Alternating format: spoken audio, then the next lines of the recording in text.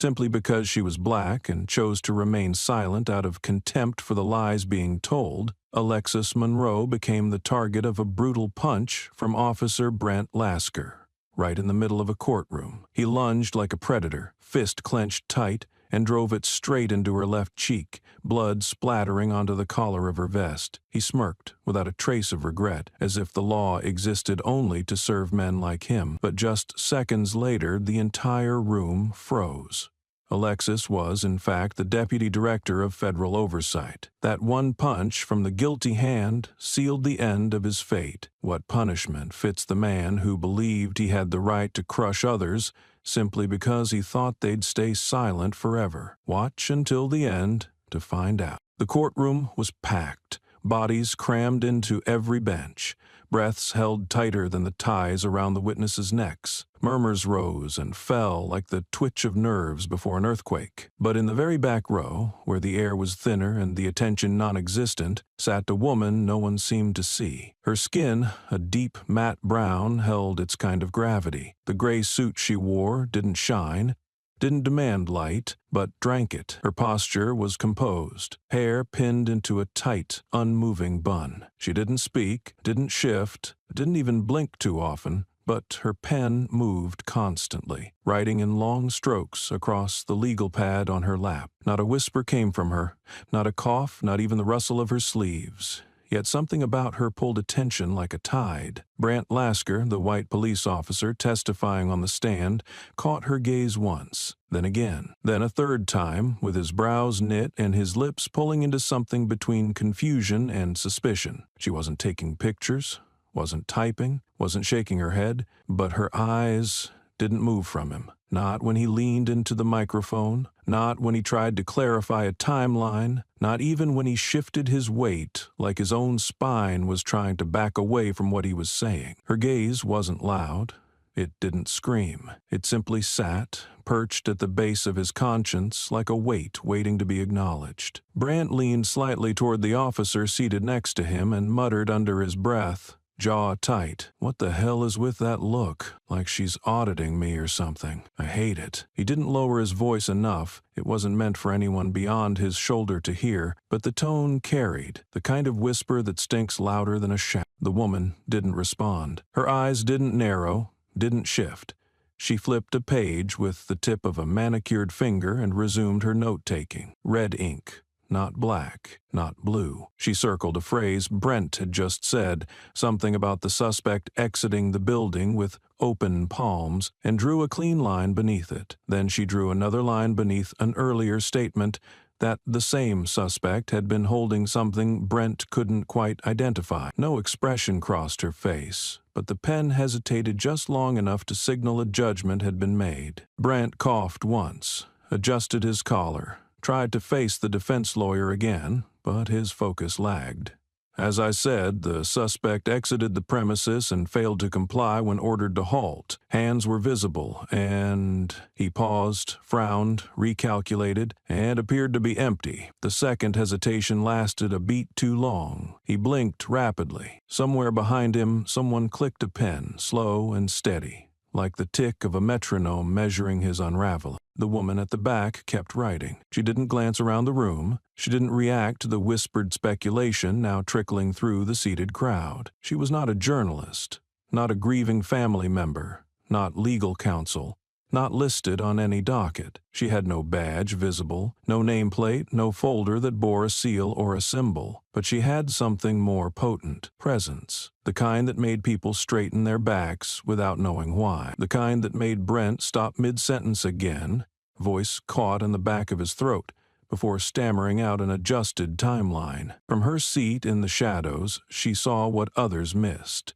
The twitch at the corner of Brent's mouth when he was forced to recall the position of the suspect's hands, the way his fingers curled inward when asked to clarify his statement, the sudden lift of his chin when challenged, an instinct to reassert dominance that didn't land, not with her eyes on him. Her fingers were lean, nails kept short, practical. The red pen didn't shake. Each time Brent added or amended a sentence, She didn't look away, just underlined inconsistencies. It wasn't the corrections she noted, it was the unraveling logic, the hairline fractures in a man used to being believed on default. When Brent's testimony circled back to the suspect's demeanor, words like agitated, defensive, and non-compliant, she paused again. Her pen hovered. Then she wrote a single word in the margin, a word no one else could see. Her lips didn't move, but the intensity behind her stare did. Brent could feel it,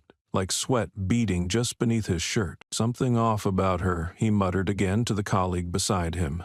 The younger officer didn't respond. He was watching her too. The judge's gavel struck once, crisp, and redirected attention. A new witness was called. Brent stepped down from the stand with a stiffness in his shoulders he hadn't walked in with. As he passed the gallery, his eyes flicked toward the back again, toward that same unmoving silhouette. Their eyes locked, but her expression did not change. She didn't blink, didn't smile, didn't offer even the courtesy of a nod. That absence of reaction, it was worse than confrontation. He stumbled slightly on the last step, not enough to fall, just enough to jolt, the kind of stumble that lives in your bones long after it ends. He told himself she was nobody, probably a clerk, a paralegal, someone is looking to feel important, but the certainty he tried to summon refused to form. It crumbled under the silence pressing in from the back bench like a tide waiting for its hour. She turned the page again. Red ink is still ready. She didn't have a name yet in this room,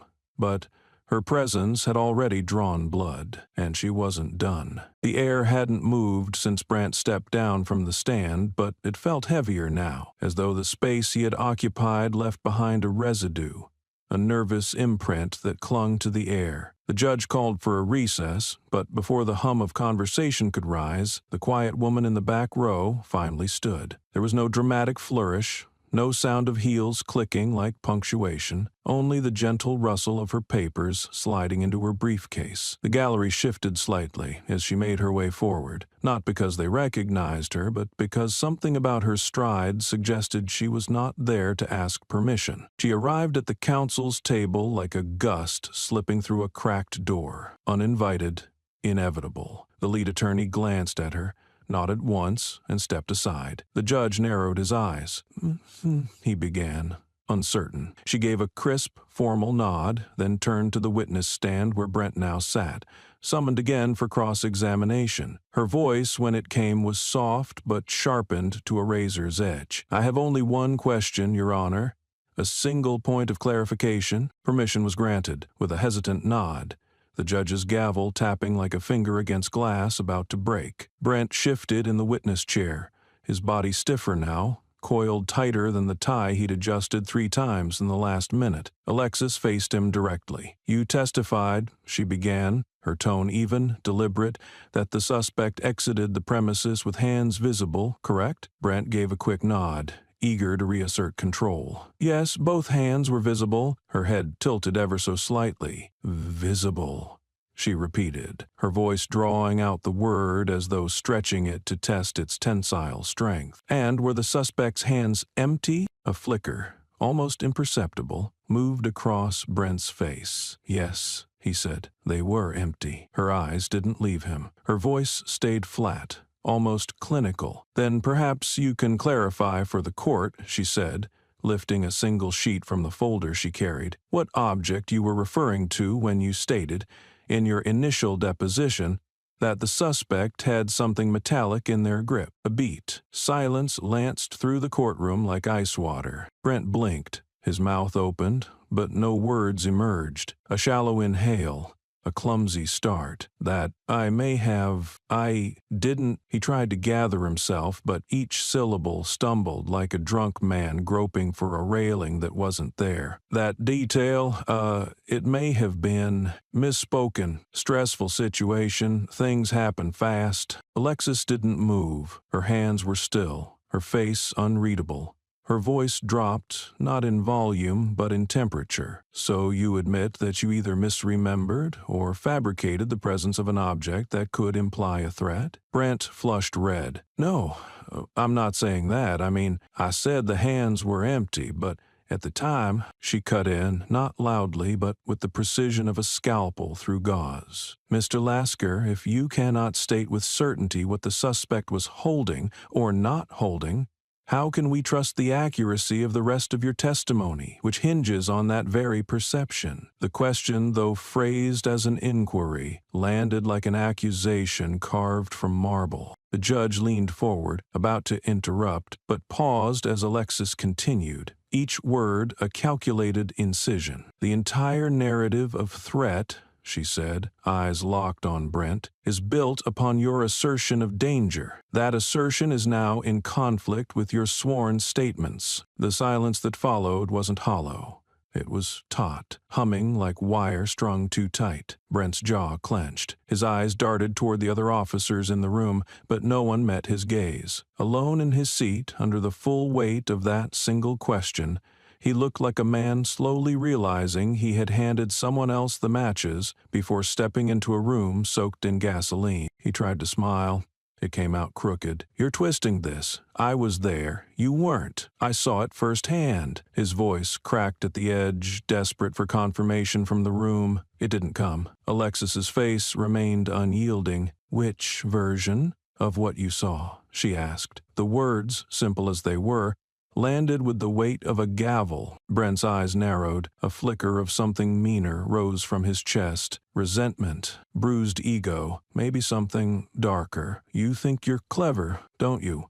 Picking apart real experience with technicalities? He spat. His tone had shifted, defensive, barbed, but it slid off her like oil on glass. I think words matter, she said, especially when used to justify force. She took a step forward, the only one she needed, especially when used to explain why someone didn't walk away alive. The room's oxygen dropped.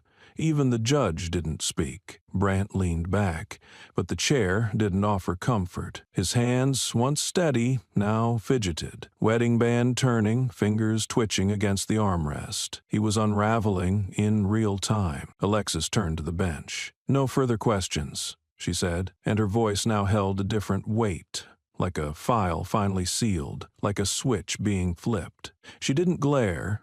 She didn't smile. She simply returned to her seat, her silence louder than any closing argument. Brent sat frozen. His jaw worked like he wanted to say something, but nothing coherent emerged. Rage began to flicker behind his eyes. Slow, simmering, turning over itself like coals beginning to glow. His authority had been questioned, his credibility pierced.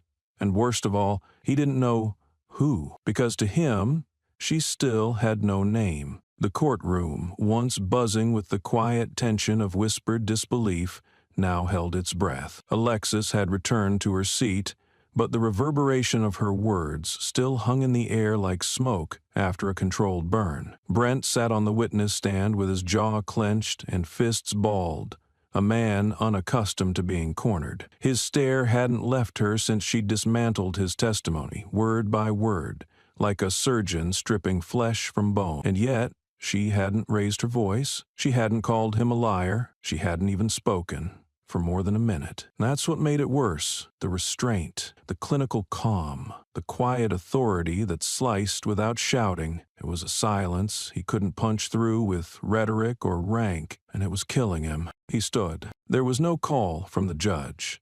No permission given. He simply rose, his muscles tight, jaw clenched so hard you could hear teeth grinding. His boots hit the floor with purpose as he descended from the stand, not fast, but direct, each step like a ticking clock counting down. The courtroom froze. No one knew if they were witnessing a protest, an objection, or a man unraveling in real time. Brent stalked toward the defense table, toward Alexis, who still hadn't looked up. She was adjusting her pen, shifting the page in her folder with an unbothered grace that read like a dare. His breath hitched in his throat as he reached her, his voice low and poisoned. "Who the hell do you think you are?" he snarled, spittle clinging to the corner of his lip. His finger rose, trembling with fury, and jabbed toward her face. "You think you can stand there? Look down on me, call me a liar in front of a room full of sheep?" She still didn't move. "You don't get to question me," he hissed. "Not you. Not your kind." He didn't finish the sentence. No one had time to shout. No one had time to move. His fist came fast, sloppy, wide, not trained, but fueled by something darker than rage. It carved through the air and slammed into her left cheek with a brutal crack that echoed like a firecracker inside the hushed chamber. Time fractured. There was no scream, no gasp, no dramatic collapse. The moment didn't explode. It shattered, frozen in midair like a single frame from a reel that would never rewind. Alexis's head snapped sideways from the force. Blood bloomed immediately at the edge of her lips, spraying across the lapel of her gray suit like red ink on a stone canvas. The punch had been real, raw, unfiltered. His knuckles trembled from the recoil, shaking like they hadn't punched skin, but something sacred. But she didn't fall. She didn't flinch again. She didn't waver. She simply stepped back, half a pace, controlled, deliberate, as if reclaiming equilibrium rather than losing it. Her face turned slowly back toward him, eyes locking onto his with the kind of gaze that made grown men question their spines. There was no expression on her face, not pain, not anger, not fear, just clarity. The kind that sees through a man like X-ray vision, past flesh, through ego, into the hollow pit where integrity should have been. Blood dripped from the edge of her mouth, trailing like a signature down the curve of her chin. Her hands remained at her sides. She didn't wipe it. She didn't speak. She didn't need to. The silence screamed louder than any reaction. Brent stood there, panting, the room spinning around him. His face, once taut with dominance, began to collapse inward. He looked around, seeking an ally, a glance of justification, but the courtroom was still, dead still, the kind of stillness that follows catastrophe. No one reached for him. No one came to his defense. Not even the officers he used to command. They sat as if welded to their chairs, eyes wide, mouths sealed shut. His breathing grew erratic. He hadn't meant to hit her. He hadn't meant to either. It was instinct, defense, fury, pride, a collision of everything he had spent years convincing himself was righteousness. But now, standing there with her blood on his knuckles and no applause in the room, the reality sank in like cement around his ankles. She hadn't even touched him. The judge hadn't moved. His gavel still gripped in one hand, suspended above the bench like the hammer of a god too stunned to strike. The bailiff stood frozen mid-step, unsure whether to protect the victim or arrest the aggressor. Alexis remained the only anchor in the room, her silence louder than gunfire. And Brent Lasker, the man with a badge, the man with a name stitched in authority, the man who believed his rage was just another tool in the box, looked down at his fist and saw not victory, but vacancy. He had struck her in court, in front of cameras, in front of colleagues, in front of the truth. She stared at him the way a flame stares at dry grass, patient, certain, inevitable. The blood on her collar hadn't dried. It pulsed with the same gravity as a gavel, as if justice had already been decided, and they were all just waiting for time to catch up. The punch had landed, but it was the silence that followed that shattered the room. It wasn't a pause. There wasn't hesitation. It was suffocation. No one moved. No one breathed with any confidence that they should. Time bent itself around the stillness, stretched thin like glass about to snap. The judge's gavel remained frozen in his hand, half lifted, now useless. The bailiff stood suspended between duty and disbelief. The spectators leaned forward but dared not speak. Every eye in the room locked on Alexis, except for Brent, who couldn't look at her at all. A single drop of blood traced a slow, deliberate path from Alexis's jaw to her collar. She didn't flinch. Her fingers moved with exacting control, retrieving a small cloth from her pocket. She dabbed, not wiped. There was no panic in the gesture, no trace of weakness, only the quiet precision of a surgeon cleaning her hands before the next incision. The courtroom, a space built for voices, became a mausoleum for noise. No cough, no whisper, just 9 unbearable seconds where nothing happened and everything changed. You could hear the breath of the man in the third row catch in his throat, the shuffle of a single shoe somewhere near the back. The ticking of the second hand on the courtroom clock felt like a drum beat hammering through the silence. Brent stood where his fury had left him, mid-step, fists still slightly clenched, chest heaving like a man coming down from a violent high. His eyes darted, looking for confirmation, an anchor, a reason, but all he found were stares, horrified, stunned, accusatory. And Alexis? She met his gaze now with full composure. There was no malice in her eyes, no victimhood, just exposure. She had been struck, and somehow she stood taller. When she finally spoke, the sound was a blade drawn slowly from a velvet sheath. Her voice was soft, controlled, measured like a heartbeat, counting its power. "Do you remember," she asked, "the McGill versus City of Atlanta case, 2021? Her words didn't echo, they drilled. They carved their way into the center of the courtroom and lodged like a needle in the collective spine of everyone present. Brent's body froze, his jaw slackened. The name alone was a knife in his memory. The way she asked it, like she already knew what he'd try to forget, stripped him bare of posture and defense. He didn't answer. He didn't blink. For a moment, he didn't breathe. His silence wasn't a refusal, it was incapacity. Alexis reached into the interior pocket of her jacket and retrieved a folded sheet of paper. She unfolded it with deliberate care, as if every crease mattered. With a quiet grace that mocked the violence she'd just endured, she stepped forward and placed the document on the witness stand in front of Brent. No one tried to stop her. No one dared. "This," she said, tapping the top of the page with a red-stained fingertip, "is Section 14 of the SAFE Act." She let the name linger in the air like a dropped weight. The law was passed after the McGill case. It prohibits the use of force under a misrepresented threat. It requires that the officer's recollections match verified physical evidence. You may have forgotten, but the system hasn't. Her eyes never left him. Brent didn't reach for the paper. His fingers, once bold enough to strike, now trembled at his sides. His shoulders, once squared with arrogance, now sagged with the gravity of exposure. The color in his face drained, and something deeper than fear surfaced. Recognition. Not in the document, not of the law, of her. Something in the way she stood, still, unwavering, as if the ground beneath her had never shaken, told him she wasn't just here by chance. She hadn't stumbled into this courtroom as a spectator with questions.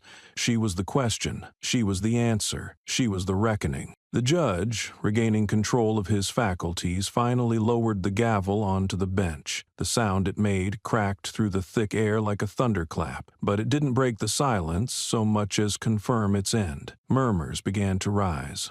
Papers shuffled. The oxygen returned, but with it came heat. And Brent had nothing left to say. The man who had screamed, who had struck, who had filled rooms with his voice, was silent. Alexis returned to her seat with the calm of a tide retreating after it has reshaped the shore. She didn't wipe the rest of the blood.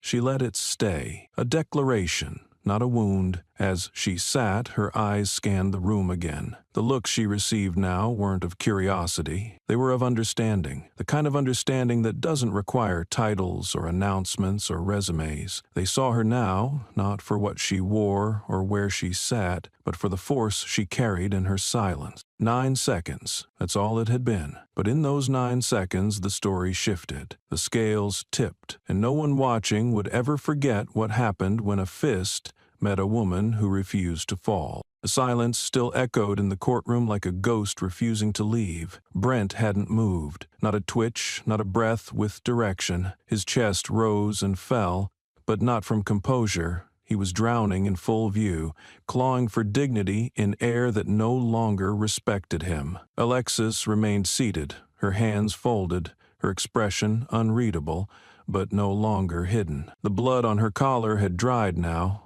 a red slash over gray fabric. No longer a wound, a symbol. She checked her watch. And then, as if perfectly timed with the cadence of inevitability, the back doors of the courtroom swung open with a slow, deliberate push. No rush, no chaos, just the soft click of hinges releasing consequence. 6 individuals stepped through, all in plain clothes, their steps unhurried but unwavering. They moved with the calm certainty of those who don't chase control but own it. There was no flashing badge, no shouted warning, just a manila envelope carried in the lead agent's left hand, and the kind of silence that carried authority sharper than any siren. The lead stepped forward, his eyes trained on the bench, not seeking permission but announcing inevitability. He held up the envelope with 2 fingers. "Brant Lasker," he said, his voice clear, level, absolute. "Subject, L-347. You are under federal investigation for assault and abuse of power in a judicial environment." His tone was weighted with finality, not drama. This wasn't an ambush, it was a conclusion. Brent's face contorted, not with shock, but with outrage. Offense, that old reflex of the entitled, the immune, the untouchable. His voice came out as a snarl. "You can't arrest me here," he spat, eyes darting to the judge, to the bailiff, to the jury, to anyone who would validate his position, who would restore his sense of immunity. "This is a court of law. You don't have jurisdiction in this building." Before the agents could respond, Alexis stood. It was not the rise of a spectator, not a bystander asking to speak. When she stood, the energy shift was tectonic. A quiet acknowledgement passed through the room like a cold front. She adjusted the collar of her jacket with 2 fingers and turned slightly toward Brent, her voice soft but sharpened into steel. "That's the problem, Mr. Lasker," she said, her eyes cutting through him. "You think jurisdiction ends at the courtroom door. You think this room makes you untouchable." She paused.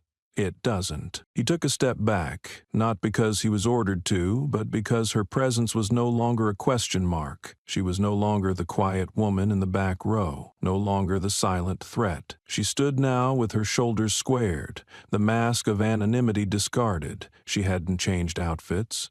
She hadn't raised her voice, but something about her had shifted in the eyes of the room. The energy around her no longer asked for space and commanded it. Her words continued, as cold and clean as winter's steel. "Yes, we have the authority, here and after, and everywhere you thought you were protected." The agents closed the distance. Brant's eyes flared with a cocktail of disbelief and fury. I've served 20 years.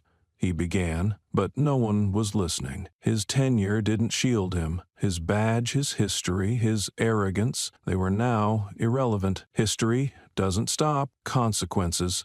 Rank doesn't block accountability, and ego doesn't cancel truth. One of the agents produced a pair of stainless steel handcuffs, not slammed forward, not snapped like a spectacle. They were offered like punctuation at the end of a sentence that had taken too long to write. Brent's wrists resisted for a half-second before instinct caved to inevitability. The cuffs closed with a click so precise it sounded ceremonial. The courtroom remained still, but it was a different stillness now. Not frozen by shock, but gripped by revelation. They had witnessed something rare, the precise moment when power was revoked, not by spectacle, but by structure, not by force, but by foresight. It wasn't a takedown. It was a handoff to justice, one that had been waiting patiently. Brent's face twisted. "This is political? You're making me an example?" His voice cracked, not with strength, but the whimper of someone grasping at an identity already gone. Alexis looked at him. For the first time, he looked not as a witness to a crime, not as a victim of a punch, but as the embodiment of the law he had trampled. "No," she said, her voice colder than before. "You made yourself an example. We're just making sure it counts." Brent turned toward the judge, toward the gallery, toward anyone. But eyes that once looked up to him now refused to meet his. He had been stripped of something no uniform could return. Not just authority, not just respect, but presence. As he was led away, he thrashed once, but the movement was hollow. No strength, no audience, no sympathy. The door behind him remained open for a second longer, as if daring others to follow. Then it closed, softly, finally. Alexis didn't return to her seat. She didn't need to. Her role in that moment wasn't that of a lawyer, a witness, or an investigator. It was something older than titles. She had been the fulcrum,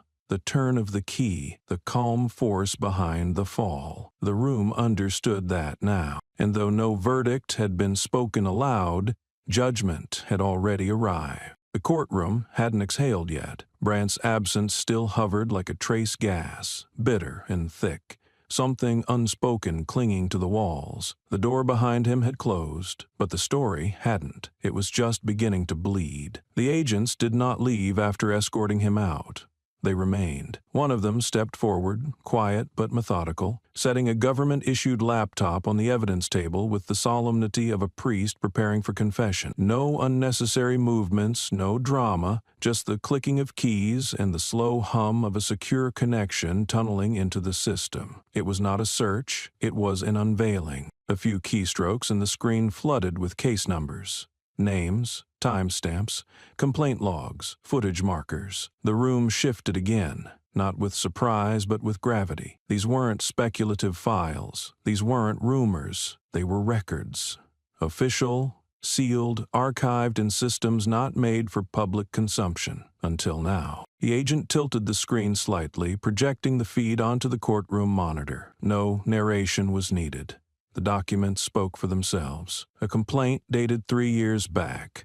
Subject Officer Lasker used disproportionate force on unarmed civilian, male, 17, African American. Attached, photos of bruised wrists, a swollen eye, and a medical report listing concussion symptoms. No body cam footage available. Closed, due to insufficient evidence. Alexis didn't blink. Another file loaded. A handwritten affidavit from a mother. My son was beaten during a routine traffic stop. The officer refused to identify himself. There were no witnesses. The station lost the video footage. Beneath her name, case dismissed. More files poured in. A boy, 14, who walked home from school and was hospitalized with a skull fracture. The incident was categorized as community interference.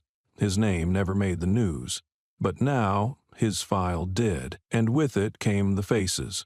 Young, bruised, forgotten, each one like a match dropped into gasoline. Brent's voice roared from beyond the hallway. "You can't use that. Those were cleared. I was protected." His voice cracked, not with fear, but disbelief that his shadow had finally found a spotlight. "I followed protocol. I followed the goddamn rules." Alexis didn't turn. She didn't raise her voice. She stepped forward, each click of her heel like a verdict, her tone so precise it sounded like law being spoken aloud. "No protocol," she said, "justifies blood on the sidewalk from children who never held a weapon." The silence that followed wasn't empty, it throbbed. Brent shouted again, his words more erratic now. "You don't understand.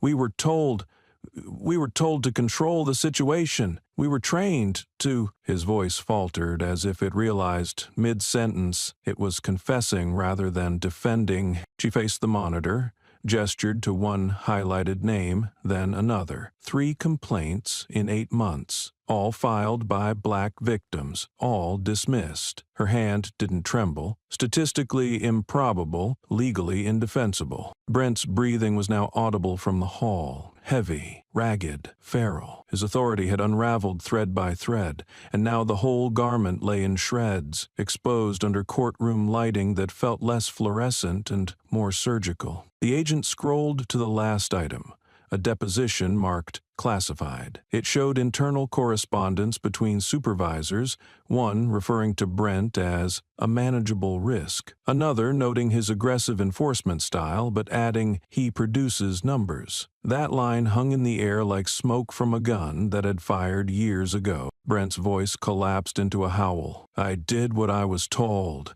You think you're clean?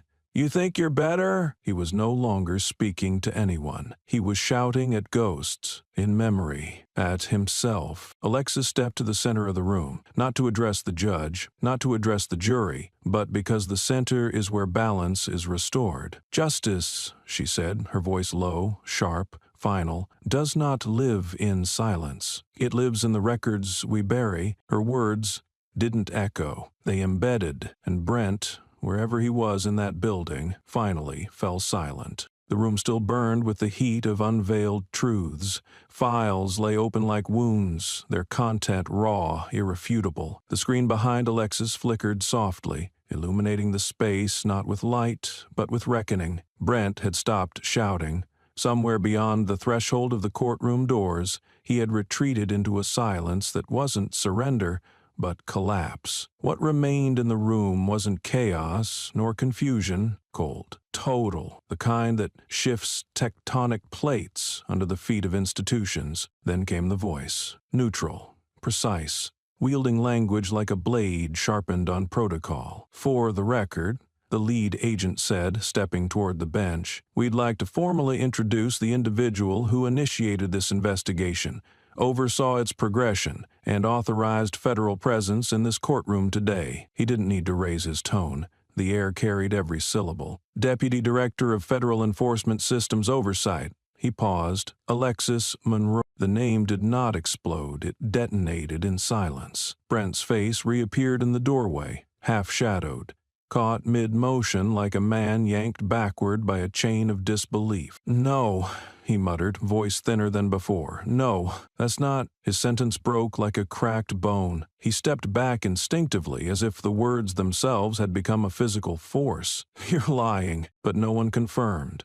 No one denied. The truth didn't need repetition. It had already landed. Alexis did not respond immediately. She allowed the words to settle, to seed themselves in the room. Then she moved, not toward Brent, not toward the agents. She moved toward the bench, the same witness stand where Brent had tried to reassert dominance just an hour ago. Each step was soundless, but carried weight. By the time she reached the front, the atmosphere had changed entirely. It no longer felt like a courtroom. It felt like a mirror, and everyone was being forced to look in. She turned.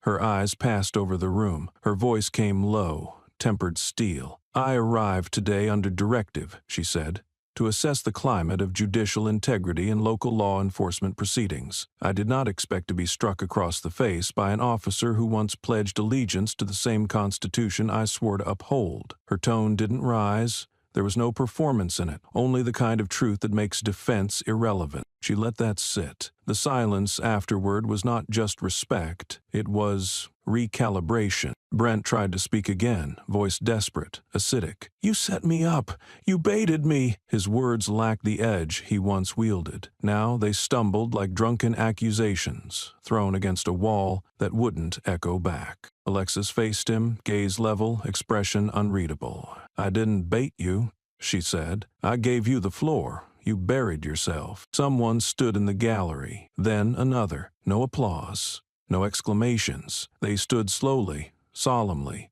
as if some internal mechanism urged them to rise in the presence of balance restored. Brent noticed. His eyes darted from face to face, waiting for rejection, for confrontation, but what he saw was worse. They weren't standing for him. They never had. They were standing because of her. The judge remained seated, his hand no longer on the gavel. He didn't speak. He didn't need to. The courtroom, for the first time in a long time, didn't need a voice to tell it what had just occurred. It had witnessed the impossible, power walking in as silence and standing revealed as command. No flash, no elevation of tone, just presence, refined, undeniable. Alexis said nothing else. She didn't ask for orders, didn't claim authority. She didn't need the spotlight. She was the axis now. The shift had happened, quietly, irreversibly. Brent staggered one step back, then another. The man who had shouted, threatened, and swung with all the confidence of impunity now couldn't stand still in a room where the truth had simply decided to stand taller than him. And Alexis?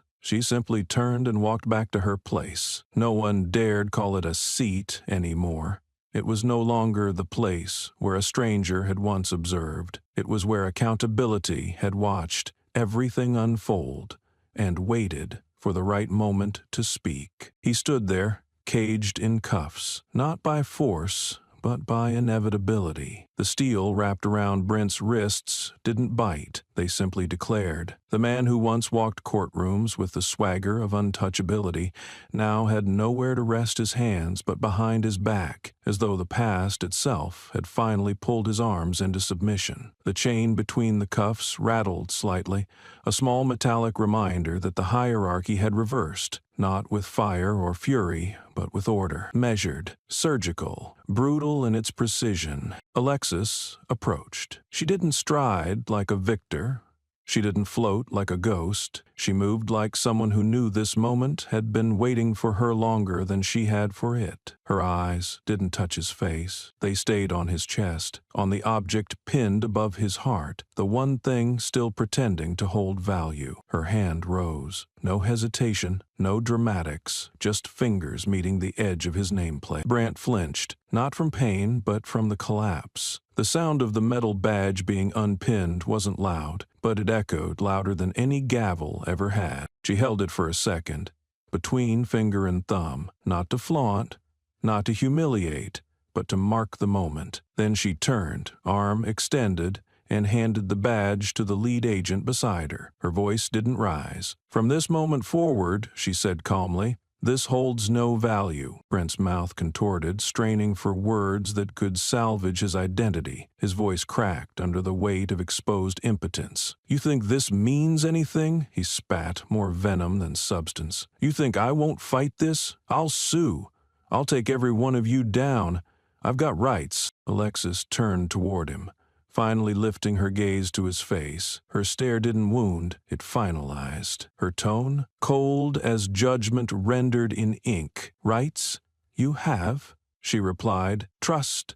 You lost permanently." There was no outburst, no counter, just silence. And in that silence, Brent was dragged backward through rows of eyes that no longer feared him, obeyed, no longer even acknowledged him as one of them. Each step scraped his dignity off the floor, not with jeers or condemnation, but with pure indifference, the kind of look reserved for men who had finally become what they had always been beneath the uniform. He shouted something, words without muscle, fury without meaning, but no one flinched. He was escorted, not like a criminal, but like a man being erased, stripped not of freedom, but of legacy. His boots scuffed against the polished tile, heels dragging in defiance, but the resistance only made him smaller. And behind him, in that solemn, oxygen-thin courtroom, Alexis stood still, her fingers stained by the weight of what she'd just removed. The badge she took wasn't just metal. It was history. It was immunity. It was the lie he had worn every day with pride. And now, it was nothing more than a symbol, retired, tucked into an evidence bag marked with the case number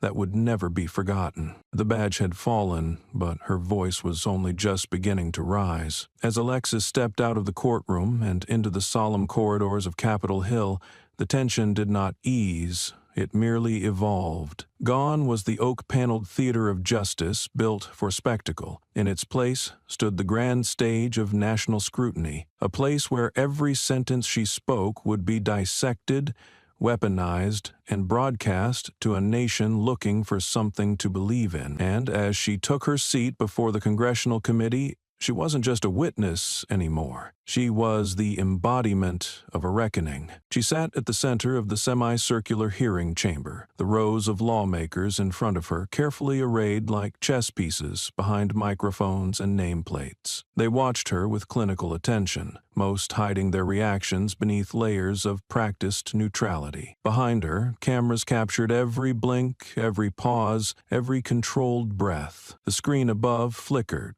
waiting. No sound echoed yet, but the room was already filled with tension, with questions, with the weight of what was about to be named aloud. Alexis didn't shift in her seat. She didn't check her notes. She didn't smooth her suit jacket or adjust her posture. She simply waited, composed, anchored. She had not come here to perform. She had come to define. The chairwoman with glasses resting low on her nose gave a subtle nod. A staffer tapped a control panel. The projector flared to life, and there it was, frame by frame, slowed to a near crawl, the moment of contact. The courtroom footage of Brent's fist driving into Alexis's face played in silence, every inch of it captured in crisp, undeniable clarity. It wasn't grainy, it wasn't ambiguous, it was reality, looped through law. Her cheek turned under the blow, blood arcing in midair, her eyes cold, focused, never looking away. The recoil, the recovery, the step backward felt like a declaration of power, not retreat. No one spoke. They didn't have to. When the clip ended, the lights adjusted and the room focused back on her. She didn't wait for an invitation. That, Alexis said, her voice sharp but even, was not a moment of violence. It was a statement, a deliberate physical punctuation mark at the end of a sentence that had gone unchecked for far too long. She leaned forward slightly, not to appear engaged, but to make it clear she was already in control. It wasn't about me. It was about a belief that some people are the law and others are merely subject to it. One senator scribbled something. Another shifted uncomfortably in his seat. The chairwoman gave a slow nod. Alexis continued, every word cut with the weight of record and the poise of control. When Officer Lasker struck me, it was not in reaction to a threat. It was a reaction to being held accountable. He didn't hit me because I posed a danger. He hit me because I reminded him that power has limits, and in his world, limits were always optional. Her voice was steady, each syllable shaped with intentional calm. It wasn't a performance, it was precision, the kind of tone that silences interruption by its sheer clarity. I sit before you not to recount trauma, she said, but to explain its meaning in the context of our laws. This is not just a legal failure, it's a structural one. And structures don't collapse because of one bad brick. They collapse because we ignore the cracks long enough to pretend they aren't there. From behind her, media professionals leaned forward, capturing every word. The room had entered the territory of testimony, but Alexis had no interest in being pitied, applauded, or used. Her eyes passed over the committee like a scan. This hearing is not about a single man's misconduct. It is about a system that allowed him to believe it would never matter. She tapped her screen once. A new document flashed on the monitor. The SAFE Act. Section 4. She didn't dramatize it. She read it with clinical exactness, like a scalpel tracing through scar tissue. No officer shall use force in a space designated for legal adjudication unless responding to an imminent and identifiable threat. Her finger tapped the bottom of the clause. No ambiguity, no exceptions. The words landed not as a demand, but as a verdict, already delivered. And she hadn't even begun the second page of her testimony. No one interrupted. The clause she had just cited wasn't new. It had existed for years, buried under bureaucratic dust, passed into law but never truly enforced. It had become ceremonial, a check mark on policy lists, a shield of plausible deniability. Until now, until it was spoken aloud in a chamber that could no longer ignore its existence.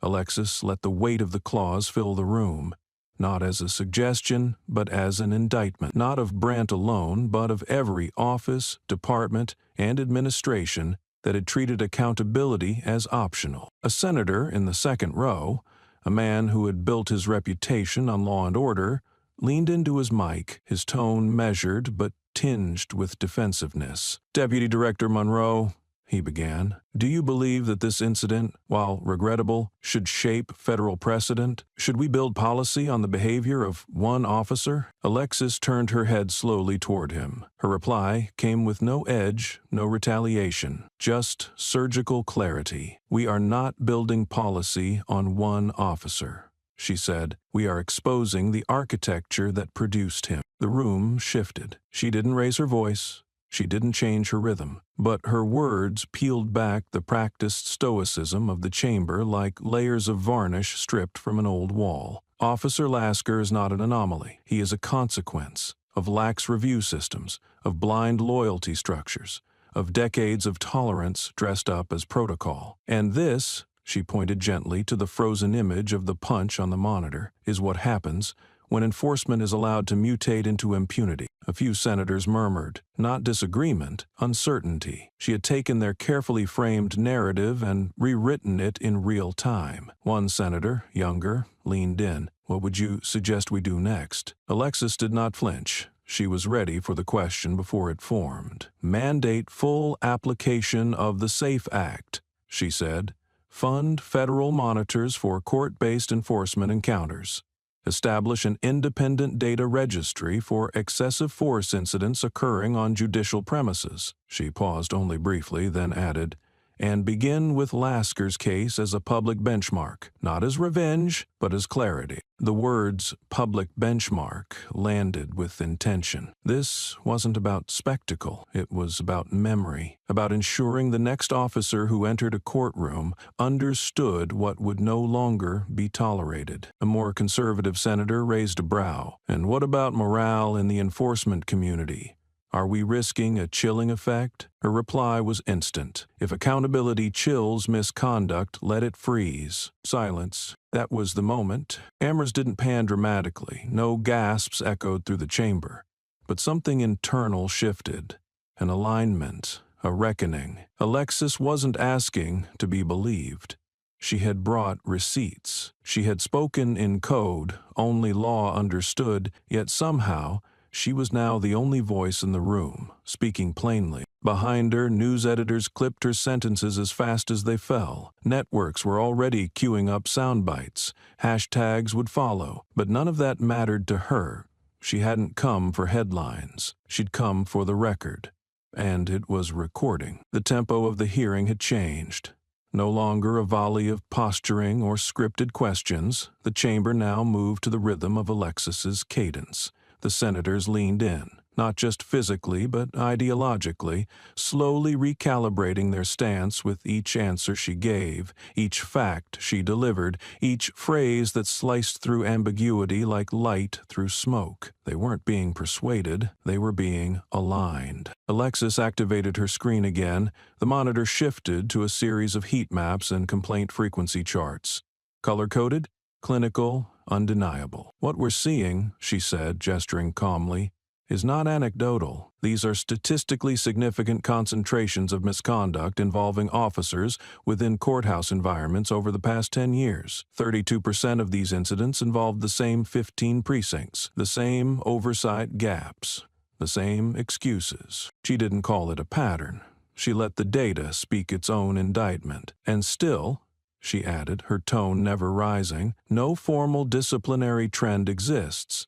No national database logs what happens when the law is broken where it is meant to be upheld. We track theft more efficiently than we track abuse of power in courtrooms." A senator from the Civil Rights Subcommittee nodded sharply, making a note. Another sipped his water, eyes fixed on the slow-rolling evidence reel behind her. This wasn't politics now. This was exposure. One senior senator, visibly unsettled, attempted to push back. "Ms. Monroe, are we not undermining public trust in enforcement by highlighting these outliers so visibly?" Alexis tilted her head slightly, the faintest signal of rhetorical precision about to land. "Public trust is not undermined by exposure," she said. "It is undermined by denial. What erodes credibility is not the revelation of misconduct, but the institutional instinct to suppress it." The senator said nothing more. She let the silence serve as punctuation, then pressed forward. "Our obligation is not to preserve image, it is to preserve law. And law is not a costume. It does not vanish when it becomes inconvenient." That sentence traveled across the chamber like a cold front. It lingered, the kind of line that wouldn't just be quoted, it would be archived, studied, etched into the broader memory of this moment. Behind her, the monitor shifted once more. A screen full of names, dates, incidents filed, retracted, buried. Alexis gestured. "These are not hypothetical lives. They are real. Unarmed teams, intimidated witnesses, silenced victims. Every case, a crack in the system. And every crack, an invitation for collapse." Her voice remained smooth, steady. It did not falter, but it did strike like a chisel. Controlled, patient, carving out accountability from the marble walls of institutional inertia. This wasn't just testimony, it was a transfer of gravity, and every person in that room could feel the weight shifting. Alexis allowed the final screen to dim. The list of buried cases faded into the background, but their weight remained heavy in the room. She looked directly into the rows of faces before her, not challengingly, not with pride or plea, but with a steadiness that made clear she was no longer offering information. She was delivering a mandate. "This is not a matter of narrative control," she said. "It is a matter of institutional hygiene. If a structure cannot acknowledge its infections, it cannot survive its future." The committee room stayed locked in stillness. No chairs creaked, no hands raised. Even the usual undercurrent of papers shuffling or hushed sidebar whispers had vanished. Her presence had reset the atmosphere entirely, less like a speaker at a hearing, more like a surgeon in a sterile room, laying out the next precise cut. "What I ask for," she continued, "is not vengeance. It is alignment between the law on paper and the law in practice, between accountability and consequence, between duty and discipline." Her tone never drifted toward anger. It did not need to. The restraint made it heavier, measured, deliberate, undeniable. She leaned back slightly, her statement drawing to a close, but her voice didn't soften. It crystallized. "Safe must no longer be symbolic," she said. "It must become procedural. Federal oversight is not overreach, it is reinforcement. Because when the people begin to fear the very mechanisms built to protect them, we do not have a crisis of perception, we have a crisis of purpose." A final silence settled. "This one is different. Not just thoughtful, but altered." The air felt shifted, recalibrated, as if something foundational had been shaken loose in its bolts and now waited to be rebuilt. The chairwoman cleared her throat softly, but there was no need for commentary. "Thank you, Deputy Director Monroe. Your testimony has been received in full." Alexis stood, collected her folder, and stepped away from the microphone without a word. Not out of dismissal, out of completion. She had said what she came to say, and she knew its impact was no longer contained to the chamber. Outside, the footage had already gone viral. Inside, senators and aides were quietly recalculating their positions. The hearing was formally adjourned, but nothing about what had just happened could be undone. She walked out of the room the same way she had entered, with quiet purpose, unescorted, unshaken, and unmistakably seen. She left the chamber, but her voice did not. It traveled through press briefings, into legal bulletins, across encrypted government memos. The words spoken inside that hearing room, calm, exact, irrevocable, had become more than testimony. They had become a template. What followed wasn't noise, it was structured. What Alexis Monroe ignited wasn't a firestorm, it was a realignment. Within 72 hours, the SAFE Act was reintroduced on the Senate floor, not as an amendment but as a mandate. The revisions were swift, surgical. Language once bracketed by compromise was replaced with directives that pierced straight through the loopholes. Section 4, which had once lingered in the margins of legal theory, now stood at the center of the national enforcement doctrine. No longer a precaution, now a precedent. By the end of the week, over 100 police departments nationwide received formal federal advisories. These were not recommendations, these were recalibrations. Internal affairs divisions were suspended, redirected under provisional federal review. Courtroom security policies were pulled into audit, line by line. There were no leaks, only confirmations. Brent Lasker's name was the first to hit the black registry. Not suspended, not reassigned, erased. His certifications were revoked in all 50 states. No police union came forward. No department issued a defense. What once was a badge pinned to honor had now become a warning label stamped in absence. His record, once hidden behind sealed arbitration rulings and private settlements, was now digital, permanent, and public. Alexis didn't comment on it. She didn't need to. Her next appearance was not before a tribunal or task force. It was a short-notice lecture at Stanford Law. standing beneath the seal of an institution that had seen giants walk its halls, but rarely witnessed someone who had redrawn an entire dimension of jurisprudence.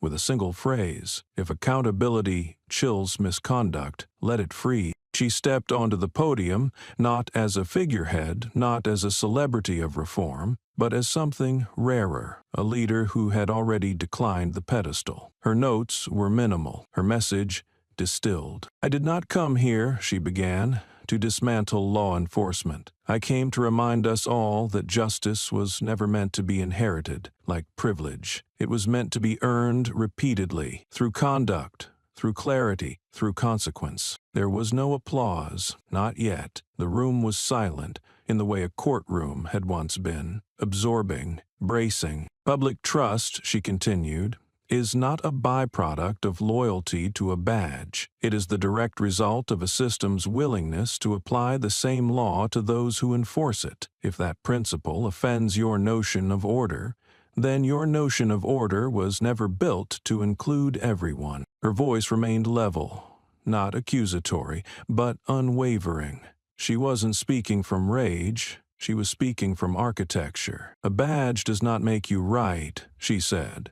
"It gives you reach, and when that reach exceeds the bounds of accountability, it stops being service. It becomes entitlement." Her words echoed not like slogans, but like ruling. This time there was applause, but Alexis didn't pause to absorb it. She finished with the same grace that had followed her from the courtroom to the Capitol. "Justice," she said, "is not a brand, it is a boundary." She closed her folder. That was it. Outside, the press waited. The headlines had already begun to cycle. "Safe Act enforcement rolls out nationwide." "Monroe lecture goes viral." "Brent Lasker blacklisted permanently." But Alexis didn't wait for flashbulbs. She didn't scan for validation. She exited through a side door. Some said she had opened a new era. Some called it a correction. Others, retaliation. But Alexis knew it was none of those things. It was what should have always been there, a standard. Brent was no longer escorted with honor or greeted with nods. He was moved without warning through a back corridor of gray silence to a holding cell that smelled of chemical bleach and something sourer. Defeat. No radio chatter welcomed him. No badge bore sympathy. The walls were bare, but the cameras blinked red in judgment. For the next 48 hours, national television did not speak of markets or policy. It looped the same footage. The punch, frame by frame. Brent's fist, Alexis's blood. Her eyes, unmoved. Commentators dissected angles, legal experts debated assault charges, and the public didn't wait for verdicts. It gave them one. His name became a viral curse. His record, a Wikipedia of disgrace. He screamed in the cell, banging his fists on the reinforced glass. "I'm a cop. I was decorated. I was the face of the precinct." The echo swallowed his voice, feeding it back like a mockery. A young officer passing by didn't stop, just said without emotion, "Exactly. That's why your fall is twice as ugly." Brent stopped yelling that night, but the silence was worse. It wasn't just solitude, it was exposure. No door to close, no rank to hide behind, no union to scrub the shame. He lay on the cot, eyes wide, even when closed. He couldn't sleep. Every time they shut, the room spun, the light flickered like a strobe, and in the flickers, Alexis stood still. Brent lay awake as the walls crept in. The hours did not pass, they pressed. The replay of the punch was no longer confined to screens.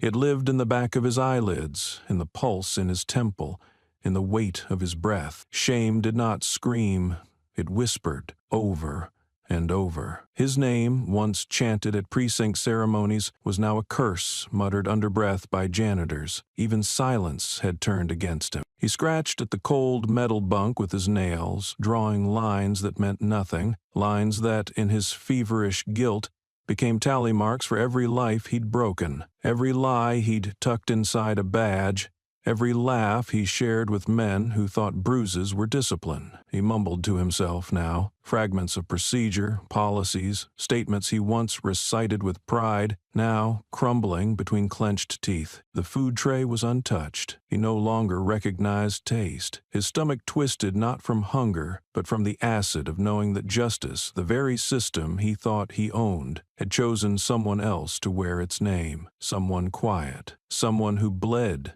and didn't blink. Brent had never felt so loud, so clumsy, so hollow. A janitor passed by the small window in the door. She paused for just a second, met his eyes, then kept walking.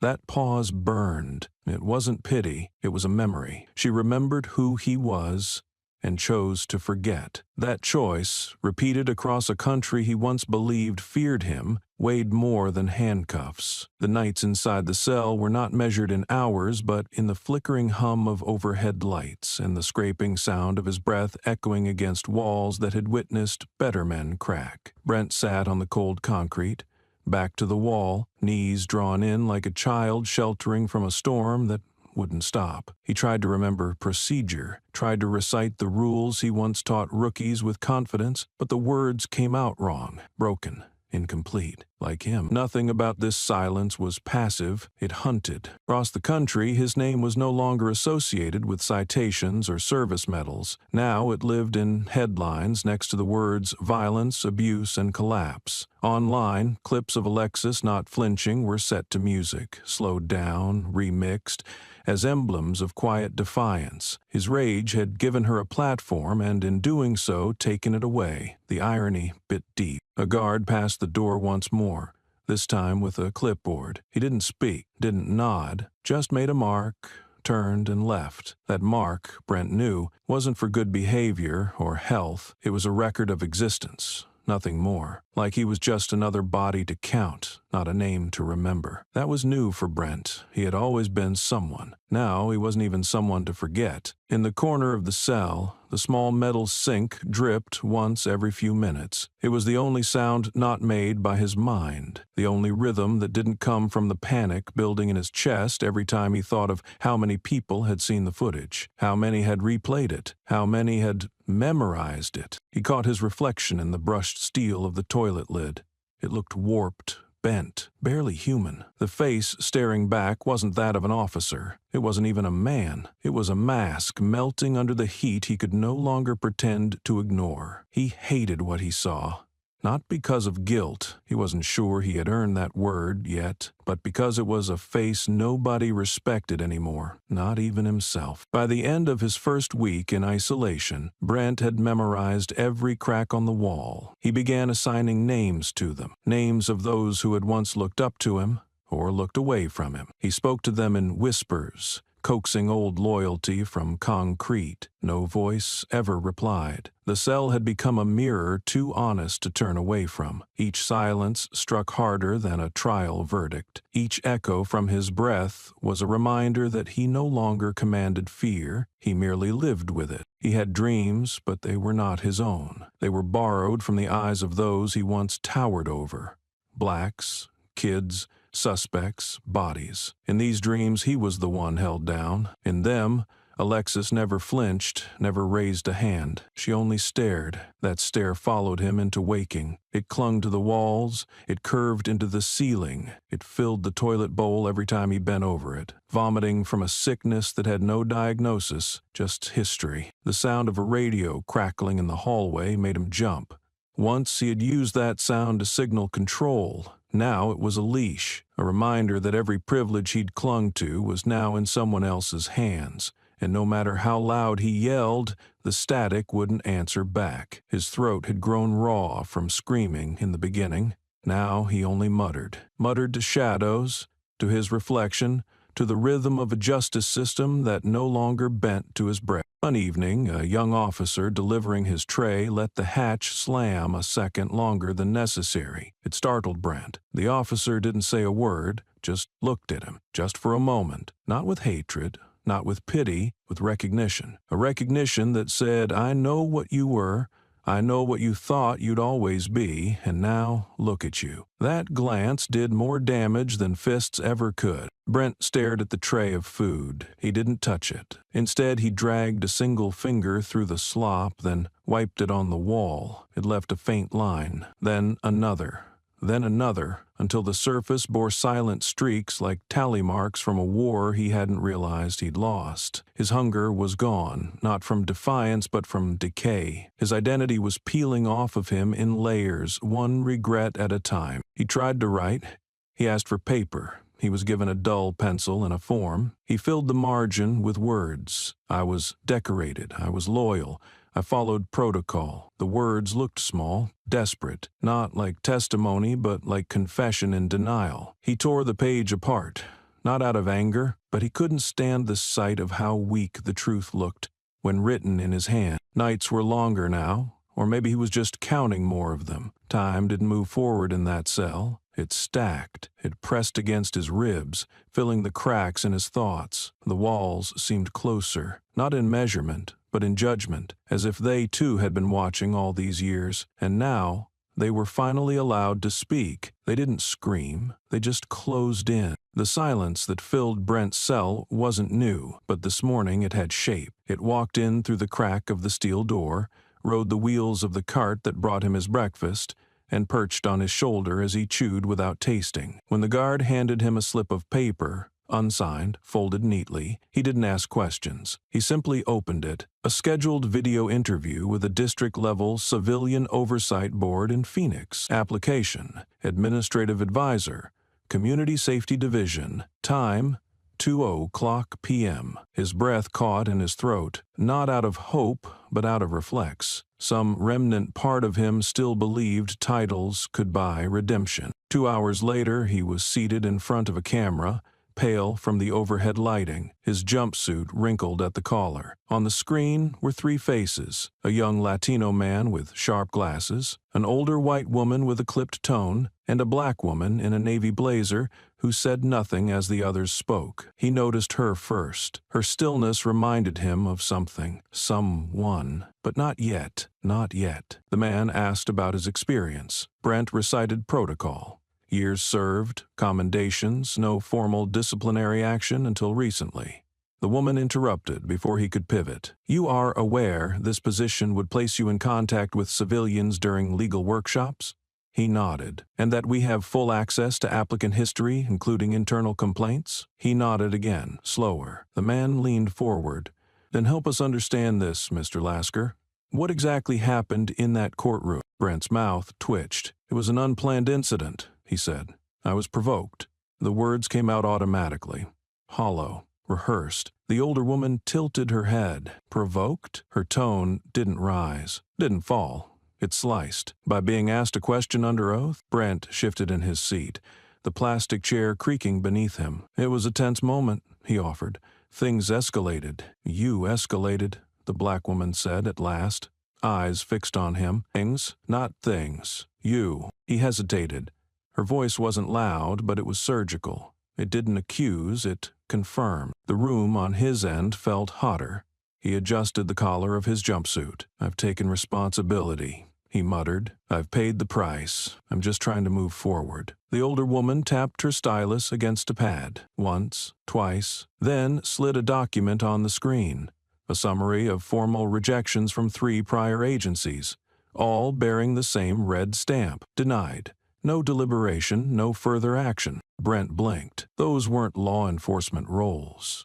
They were admin, training, community education. The man nodded slowly. "And you still listed your credentials as an officer, which means you still identify as one." Brent didn't answer. "You don't get to carry the badge without carrying the consequences," the woman said. "The role you're seeking requires public trust. And that trust," she flipped to the next screen showing the still image of his fist mid-swing, "was broken in front of millions." His chest rose. He bit down on a response, afraid it might be louder than the room could tolerate. But it was the next question that cracked him. The black woman leaned closer, her tone almost casual. "Mr. Lasker, if you punched a woman in public, what would you do in private? Without cameras, without witnesses?" The silence after was not awkward. It was forensic, deliberate. Brent opened his mouth, then closed it. His fingers curled under the desk. The click of his knuckles was louder than his thoughts. She didn't blink. The man adjusted his mic. "We're concluding this interview. Final documentation will be updated shortly." But the screen didn't go dark. Not yet. The older woman reached beside her and lifted a single file from a stack. She held it up, just long enough for Brent to see the nameplate, his. Then she opened it, pulled a laminated badge, dusty, half-faded from storage, and without ceremony, tore it in two. No pause, no commentary, just the sound of it. One rip, one split, one burial. The call ended. Brent sat there, chair stiff, back sweaty. In his mind, the sound replayed.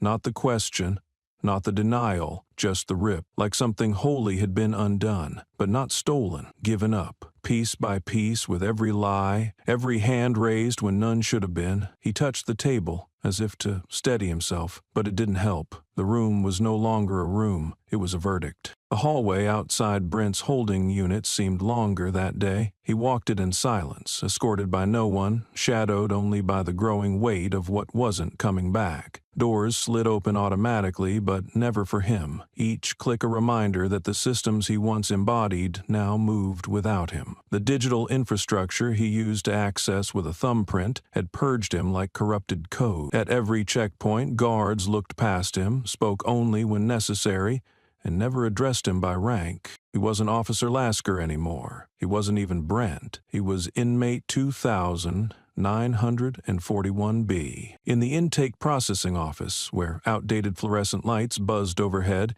he sat in a chair missing one bolt and waited. A clerk entered carrying a box. No ceremony, no explanation. She dumped the contents onto the metal desk with a flat thud. A few sheets of paper, a form letter of formal employment disqualification, and a laminated copy of his public disciplinary record, signed in triplicate by various state entities. Atop the pile was something smaller, a note, handwritten by someone who had never met him. System-wide access, revoked permanently. 4 words, no comma, no signature, no mercy. Brent picked up the copy of his history, stared at the timestamp under his name. Disbarred from civil service roles, denied entry to public contracts, blocked from private security licensing, federal background flag, level red. The language was cold, bureaucratic, but the impact hit like brass knuckles, silent, blunt, bone-cracking. He folded the paper in half. It didn't help. They had taken his badge, then his job, then his identity. Now it was his future they were cutting into. Not dramatically, not publicly, not like in court with cameras. This was quieter, more brutal, the kind of death only a system can deliver, one denial at a time, one barrier at every door, until the idea of moving forward no longer belonged to you. Back in his cell, Brent sat on the edge of the bed, the rejection letter still in his hands. His fingers traced the embossed seal at the bottom. Department of Personnel Integrity Review. He remembered a time when he thought seals meant something noble. Now, it was just a stamp, a confirmation of exile. He stared at the wall for an hour. Then, too, he didn't move, didn't speak. At some point, the guard walked by and glanced in. Brent didn't flinch, didn't look up. The guard paused, watching through the slit in the door. "They closed you out, huh?" he said. Brent still said nothing. The guard stepped away. A second later, his voice drifted back, cold as steel. "Funny thing about doors, when one closes behind you, it's not always because there's something better ahead. Sometimes it's just the end of the hallway." Brent blinked. That sentence didn't sound like a dig. It sounded like a tombstone. He dropped the paper. It landed like ash. Outside the facility, beyond the fences and reinforced gates, the world continued without noticing. On a city street somewhere, an officer guided traffic with a firm gesture. A recruit completed her first tactical de-escalation drill. A district supervisor revised department-wide use of force protocols.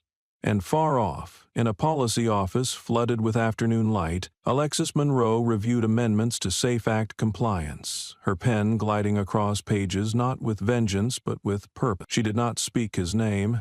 She didn't need to. His silence was her testimony. By the end of the week, the list of rejections grew longer than Brent could keep in his head. It didn't matter if he applied for consulting, for logistics, even non-law enforcement administrative roles. Any position that required background clearance or trust-based duties blocked him at the gate. It was no longer just his title that was gone. His reputation had become a red flag that trailed him like blood on fresh snow, visible from every angle, impossible to ignore. He tried a temp agency. The intake clerk didn't even look up when she scanned his ID and sent the profile through. 5 seconds later, her screen blinked red. She leaned back, folded her hands, and said flatly, "Sir, I'm afraid we don't have anything that suits your qualifications." Her tone didn't carry judgment. It didn't have to. The silence afterward finished the job. He stood, nodded once, and left without a word. The next day, he got a call. Not from a recruiter, not from a friend, but from an ethics review committee in Minnesota. They had received a copy of his file during a routine interagency training audit. They weren't investigating anything new.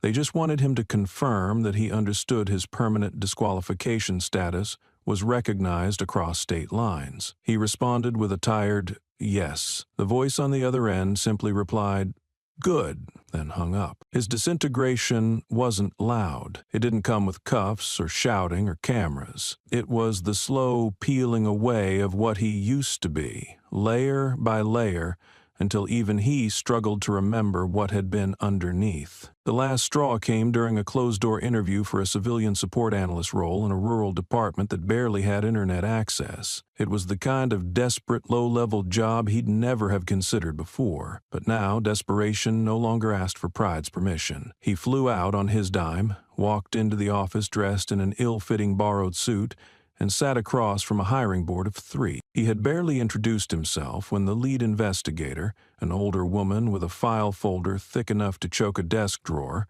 opened it with deliberate, slow hands. She didn't look at him when she spoke. "Before we begin, Mr. Lasker, I need to confirm, you understand this is a civilian, non-sworn position, requiring no enforcement authority, but one which interacts with both law enforcement and public clients." "I do," Brant said. "I'm here because I believe I can still offer insight into the system. I've worked with oversight before. I know procedure, chain of command, community metrics." She raised a hand to cut him off.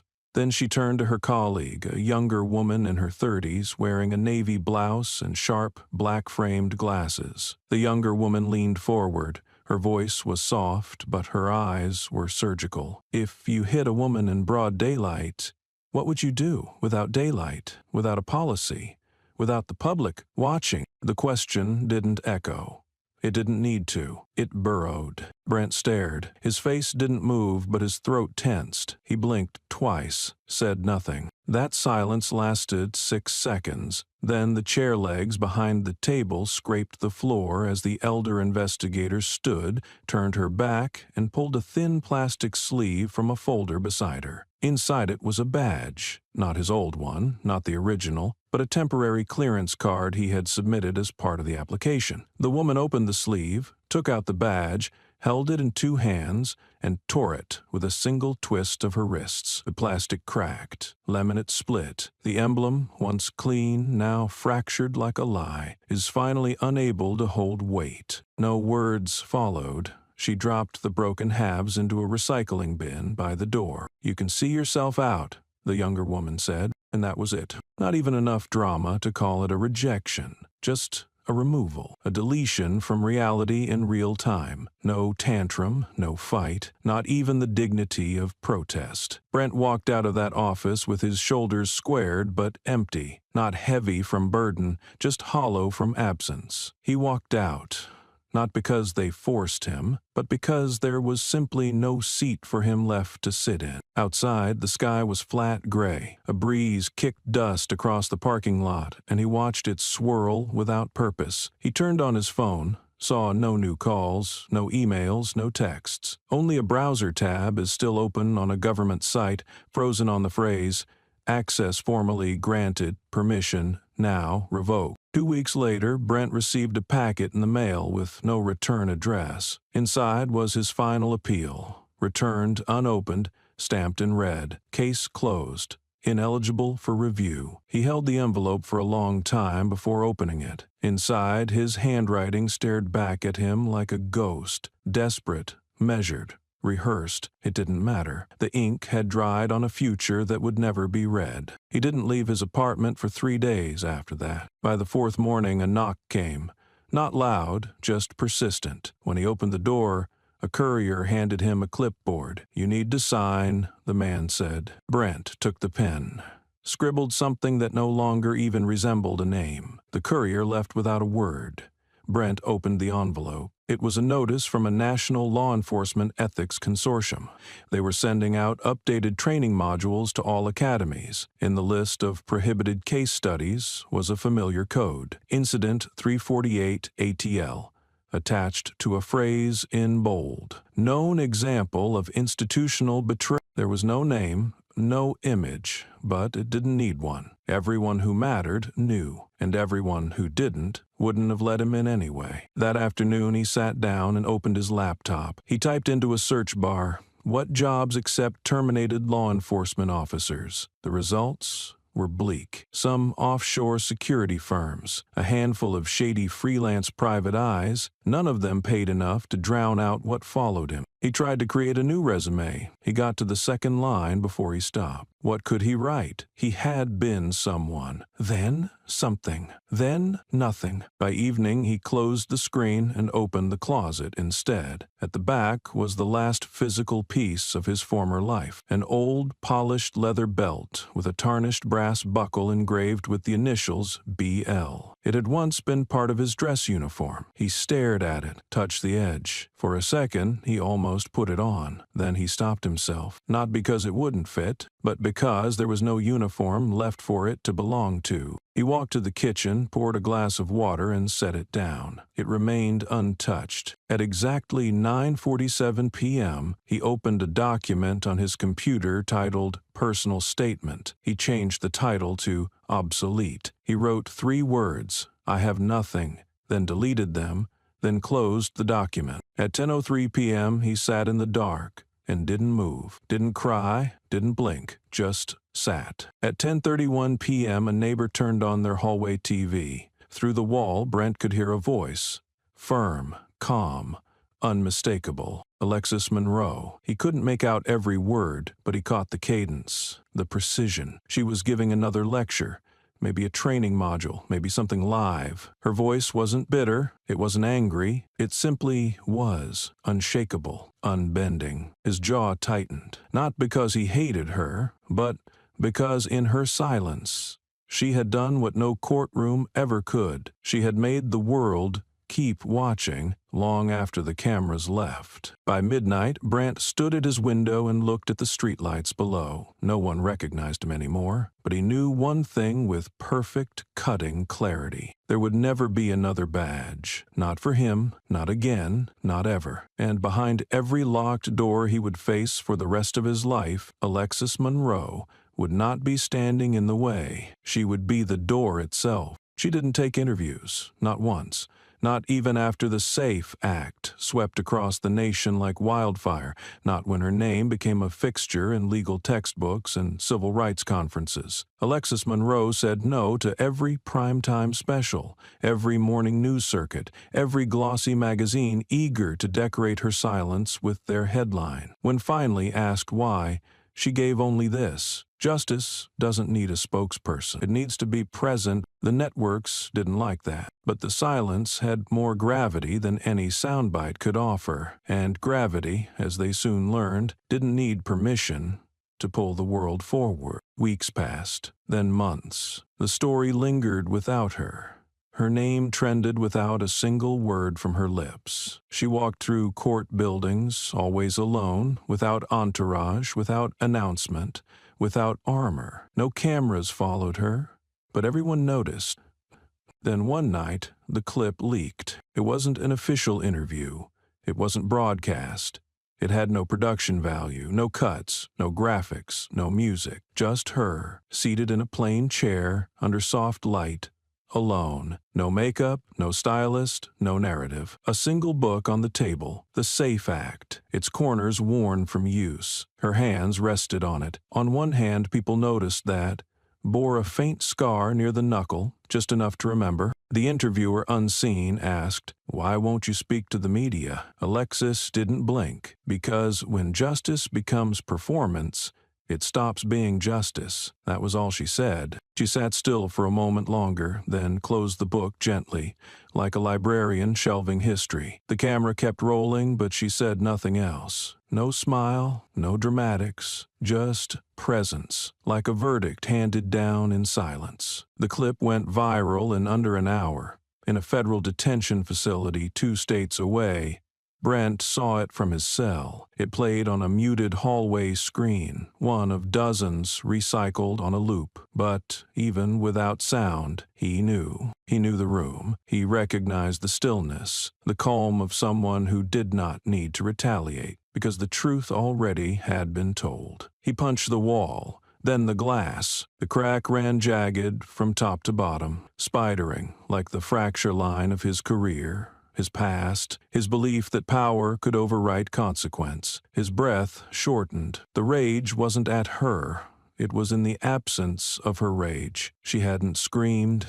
She hadn't sued. She hadn't even answered. And that, somehow, was worse. The silence hadn't changed. It remained constant, deafening, the kind that pressed against the ribs and forced a man to hear his breath louder than his thoughts. Brent had sat in that cell too long to pretend anymore. No one visited, no one called. The buzz of notoriety had faded into static. What was left was the long, scraping sound of consequence. The request he submitted for a reconciliation hearing had been carefully worded, desperate without sounding like a plea. He called it a chance to clarify, to seek mutual understanding, but the truth was naked beneath the legalese. He needed to see her, to be seen, to know he hadn't disappeared entirely. The reply came faster than expected. A folded note, no insignia, no elaboration. From her legal counsel, "There is no reconciliation when the law is betrayed. No signature, no softness, just judgment, unarguable and whole." He read it 4 times. The words didn't blur. They carved. The ink felt heavier than the paper could carry. It wasn't her voice, but he knew it was her sentence. He sat alone that night. No clatter from other cells, just him and the mirror. It was bolted to the wall across from his bunk, warped at the edges from years of institutional negligence. Still, it reflected well enough. He stood slowly, bones tight, and stepped toward it. What looked back at him was nothing like the man he remembered. The jaw, once rigid with certainty, sagged. The eyes, once sharp with command, trembled like candlelight. His uniform was long gone, replaced by the beige of stripped identity. Even his hair, unkempt and thinning, whispered of decay. He stared. 10 seconds. 30. A full minute passed before the fury returned. He leaned in, pressing both palms against the sink just beneath the glass. His voice, low, barely audible, scraped the silence. "This isn't me." But the mirror disagreed. The man within didn't argue. He just stared, vacant. Then something in Brent cracked. The motion was sudden. His right fist snapped forward, shattering the glass in a jagged explosion that sounded louder than it should have. Fragments rained across the floor, into the sink, into his flesh.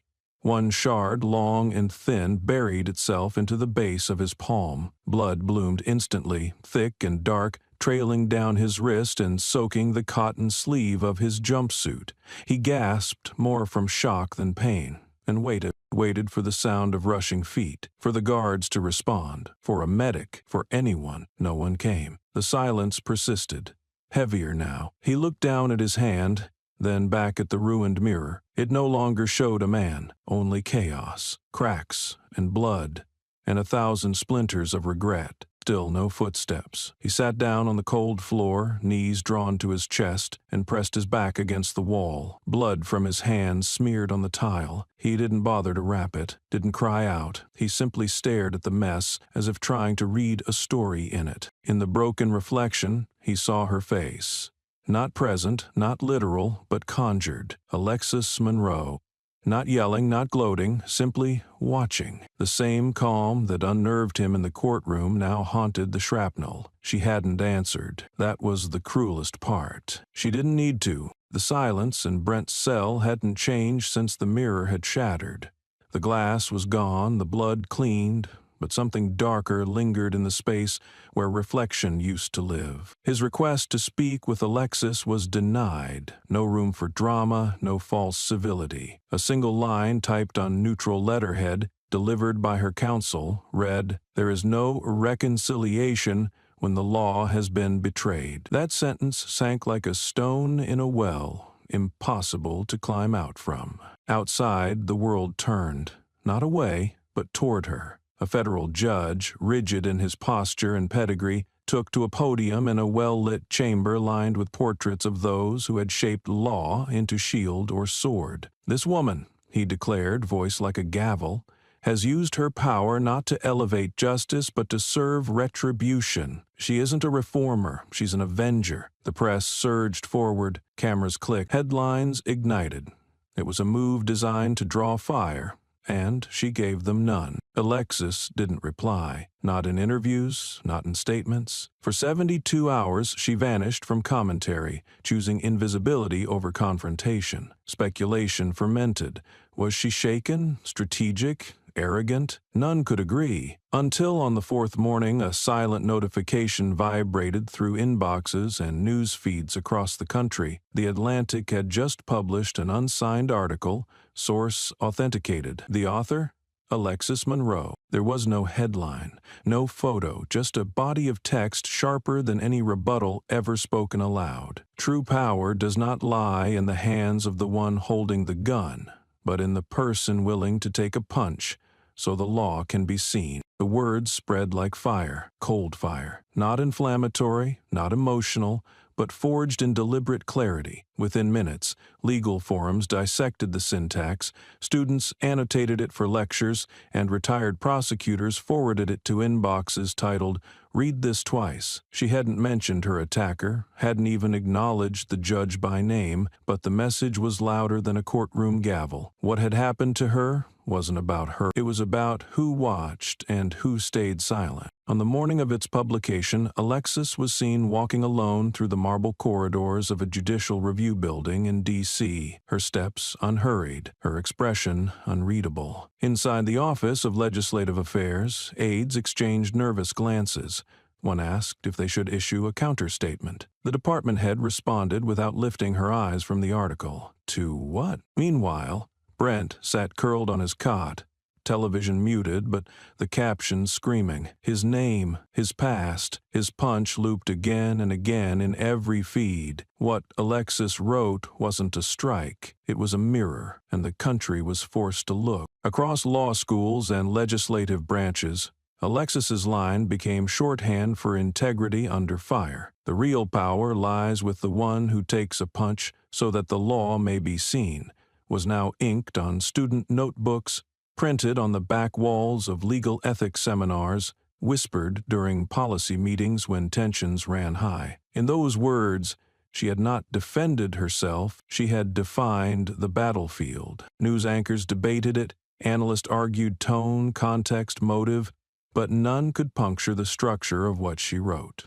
It had no excess, no plea, no vengeance, just the edge of reason honed to surgical sharpness. On social media, the phrase broke containment. Protesters raised signs bearing the quote in front of courthouses. A youth legal collective changed its name to The One Who Takes the Punch. A judge in Michigan resigned, citing the essay as a reason he could no longer serve with integrity. Brent's former allies had gone silent. His name was erased from department emails, citations removed from training manuals. A precinct that once celebrated its arrest numbers now filed a request to change its internal protocols, using Alexis's words as guiding principles. The irony tasted bitter in Brent's mouth. He had once believed authority was something earned through fear. Now fear had returned, wearing her name. In the silence of his cell, the only sounds Brent heard were the slow clicks of consequence arriving one by one. A denial letter, a request for a civil inquiry, a deposition subpoena. The very system he once wielded was now turning its focus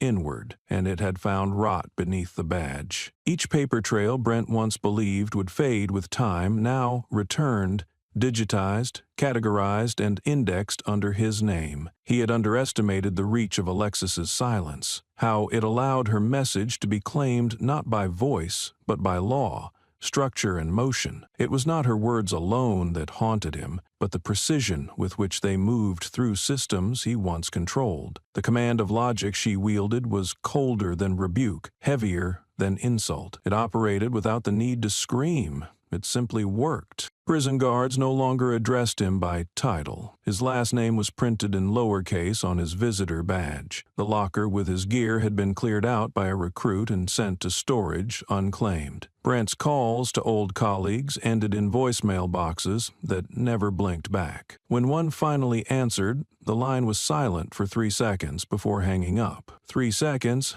just enough to acknowledge he still existed, but not enough to show that it mattered. From inside his concrete enclosure, Brent saw only the walls he'd helped build. Every stone was a case dismissed, a complaint ignored, a story he never believed. Now they stood around him like tombstones of careers destroyed under the illusion of righteous service. The echo of his past actions returned through headlines he once skimmed past, but this time, each byline was Alexis's voice, refracted through institutions she'd never had to shout to influence. She had moved the entire legal horizon without leaving her desk. In one of the rare televised panels on judicial reform, a clip was shown, not of Alexis speaking, but of her pausing. The frame caught her eye just after a senator had tried to corner her with a cynical remark about emotional bias in law enforcement oversight. She didn't blink, she didn't shift in her chair. She simply stared, and the senator's voice trailed off into an awkward cough. Commentators called it the silence that redrafted the argument. That 30-second clip was shared more than any quote from the session itself. Brent watched it on the small monitor in the common room, surrounded by men who'd once called him sir. None of them turned to look at him. They didn't have to. He already knew what the silence meant. At night, his dreams began to fracture. He would find himself back on the witness stand, swearing in, but the courtroom would be empty. No judge, no jury, just Alexis in the back row, pen in hand, watching, always watching. No matter what he said, her expression never changed. But when he looked down at his uniform, it would be gone, replaced by a gray jumpsuit, a barcode where his badge had once been. The article Alexis had written continued to ripple through legal circles, reprinted in law reviews, studied in ethics courses, and even cited by a judge in a ruling that overturned a wrongful conviction. She hadn't named him. She hadn't needed to. The force of her reasoning was surgical, targeted not at a man but at a mindset, and that's what made it lethal. Brent, for all his years in uniform, had no defense against that kind of precision. Brent no longer argued with the guards. He no longer paced like a lion waiting to be let loose. Instead, he sat. Every day, same corner, same cracked tile underfoot, staring at a fixed spot on the wall where the paint had begun to flake. He wasn't counting days. There was no release date to count toward. What gnawed at him wasn't the confinement of space, but of perception. No matter how many times he shouted to the void that he was a good cop, that he had served with honor, the only voice that seemed to echo back was Alexis's, wordless, cold, undeniable. Her silence held more authority than his entire resume. What he couldn't accept was that her answer hadn't come with volume. It hadn't needed a stage. It had required no audience. That line she published, 11 words of pure, disciplined venom, had become doctrine. In interviews, law students quoted it with reverence. Officers under review found it written on the walls of reform rooms. She hadn't shouted over the system.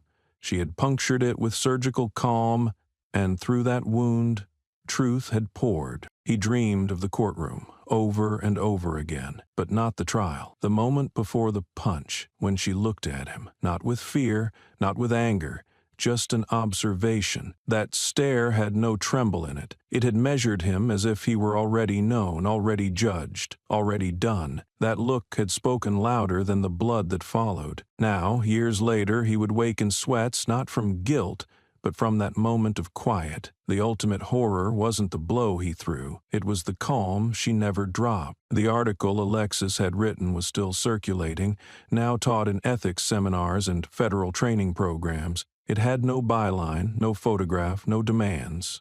Just words, words that had taken a gavel to the complacency of a system and cracked it open with surgical clarity. Real power does not reside in the hands of those with weapons, it read, but in the spine of those willing to be struck so that the law may be seen. It was now framed behind glass in the Department of Justice. Not by her request, but by unanimous decision. It didn't commemorate her. It warned everyone else. Brent, still confined, watched news anchors quote her words as if they came from scripture. It wasn't her face on the screen. Never was, never would be. It was the void her silence carved into public memory that haunted him. Even inside, even cut off from the world, her words had found him. Not through voice, not through vengeance. He filed appeal after appeal. Denied. He wrote a manuscript arguing wrongful public vilification. Rejected. He tried to publish an op-ed defending his record. No outlet would touch it. The world had stopped listening, not out of fatigue, but because someone else had already said everything that needed to be said. And she'd said it once. On his cot, under dim light, Brent clutched a printed copy of her article. Stolen from a discarded magazine left by a guard. He read it nightly. Not because he agreed, but because it was the only place where his name, though not mentioned, still lived. In defeat, in exposure, in quiet, irreversible judgment. When asked in a recent documentary why she never responded to critics, Alexis, seated before a blank backdrop, only said, "You don't reply to echoes. You let them fade." Her voice remained level, unsentimental, final, and with that, the segment cut to black. The paper came folded in thirds, unassuming in its plain white envelope, stamped and sealed not with any official insignia, but with the slanted, hurried scrawl of someone who had once known him intimately. Brent stared at it, unmoving, the air around him still with that unnerving clinical sterility only prison walls could hold. The ink bled slightly at the edges. Moisture, maybe sweat, maybe trembling fingers. He didn't know, didn't care. He tore it open with the casual violence of a man used to ripping through what he could not reason with. The first words were cool, civil, the kind a lawyer might draft for a client, pretending not to bleed. But her voice was in them, still. Miranda, his wife, once. "This is formal notice that I am filing for dissolution of our marriage," it began. No preamble, no softeners. "You will not contest this, nor will you attempt to contact me or your son again. We are starting over without your name." There was a photograph enclosed, not her, of Luke, taller now, thinner, a touch of his mother's calm in the jaw, his fire suppressed into the silent, watchful eyes of a boy who'd been forced to grow faster than he should. Brent blinked hard. Luke was standing in front of a microphone, wearing a black hoodie, addressing a small gathering under a wide sky. Behind him a large banner, "Justice is not optional." The date read May 25th, a memorial. The next line cut through him. "We cannot carry your name into the future." No signature. Just that one sentence. Unceremonious, damning. Brent stood. The envelope slipped from his hand. His bunk was too small, the air too loud, his breath rasping like paper tearing in his throat. He kicked the cot. Once.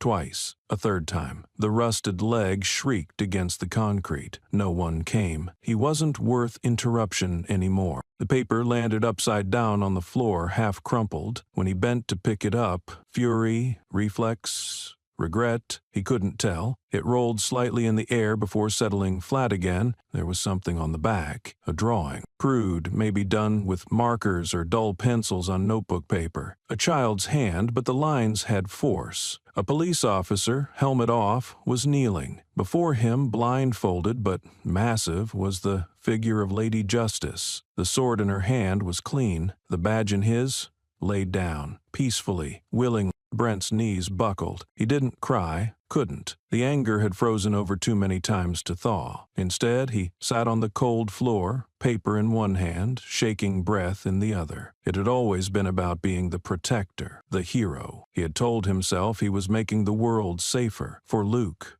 for Miranda, for names that now felt fossilized in a life that no longer belonged to him. There was a camera in the corner. It didn't blink, didn't zoom, just sat there, like the eye of a god, too bored to interfere. Hours passed. He tried writing back. He tore the first note before finishing a sentence.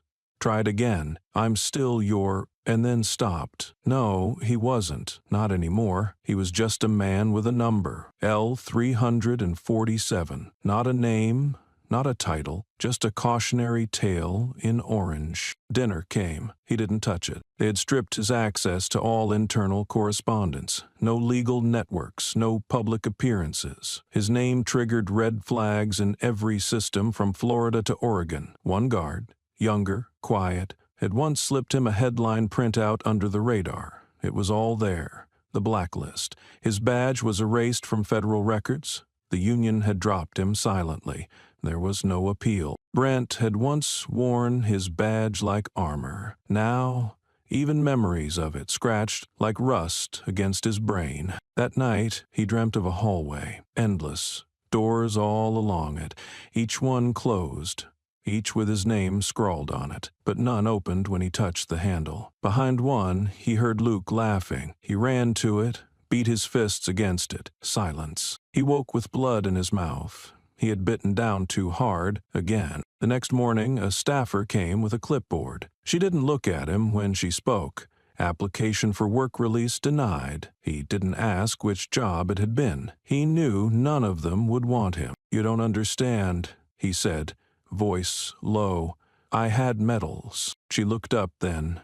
No hatred, just pity, which somehow felt worse. "You had chances." And then she walked out. Brent stared at the door long after it clicked shut. There was no sound in the hallway, not even footsteps.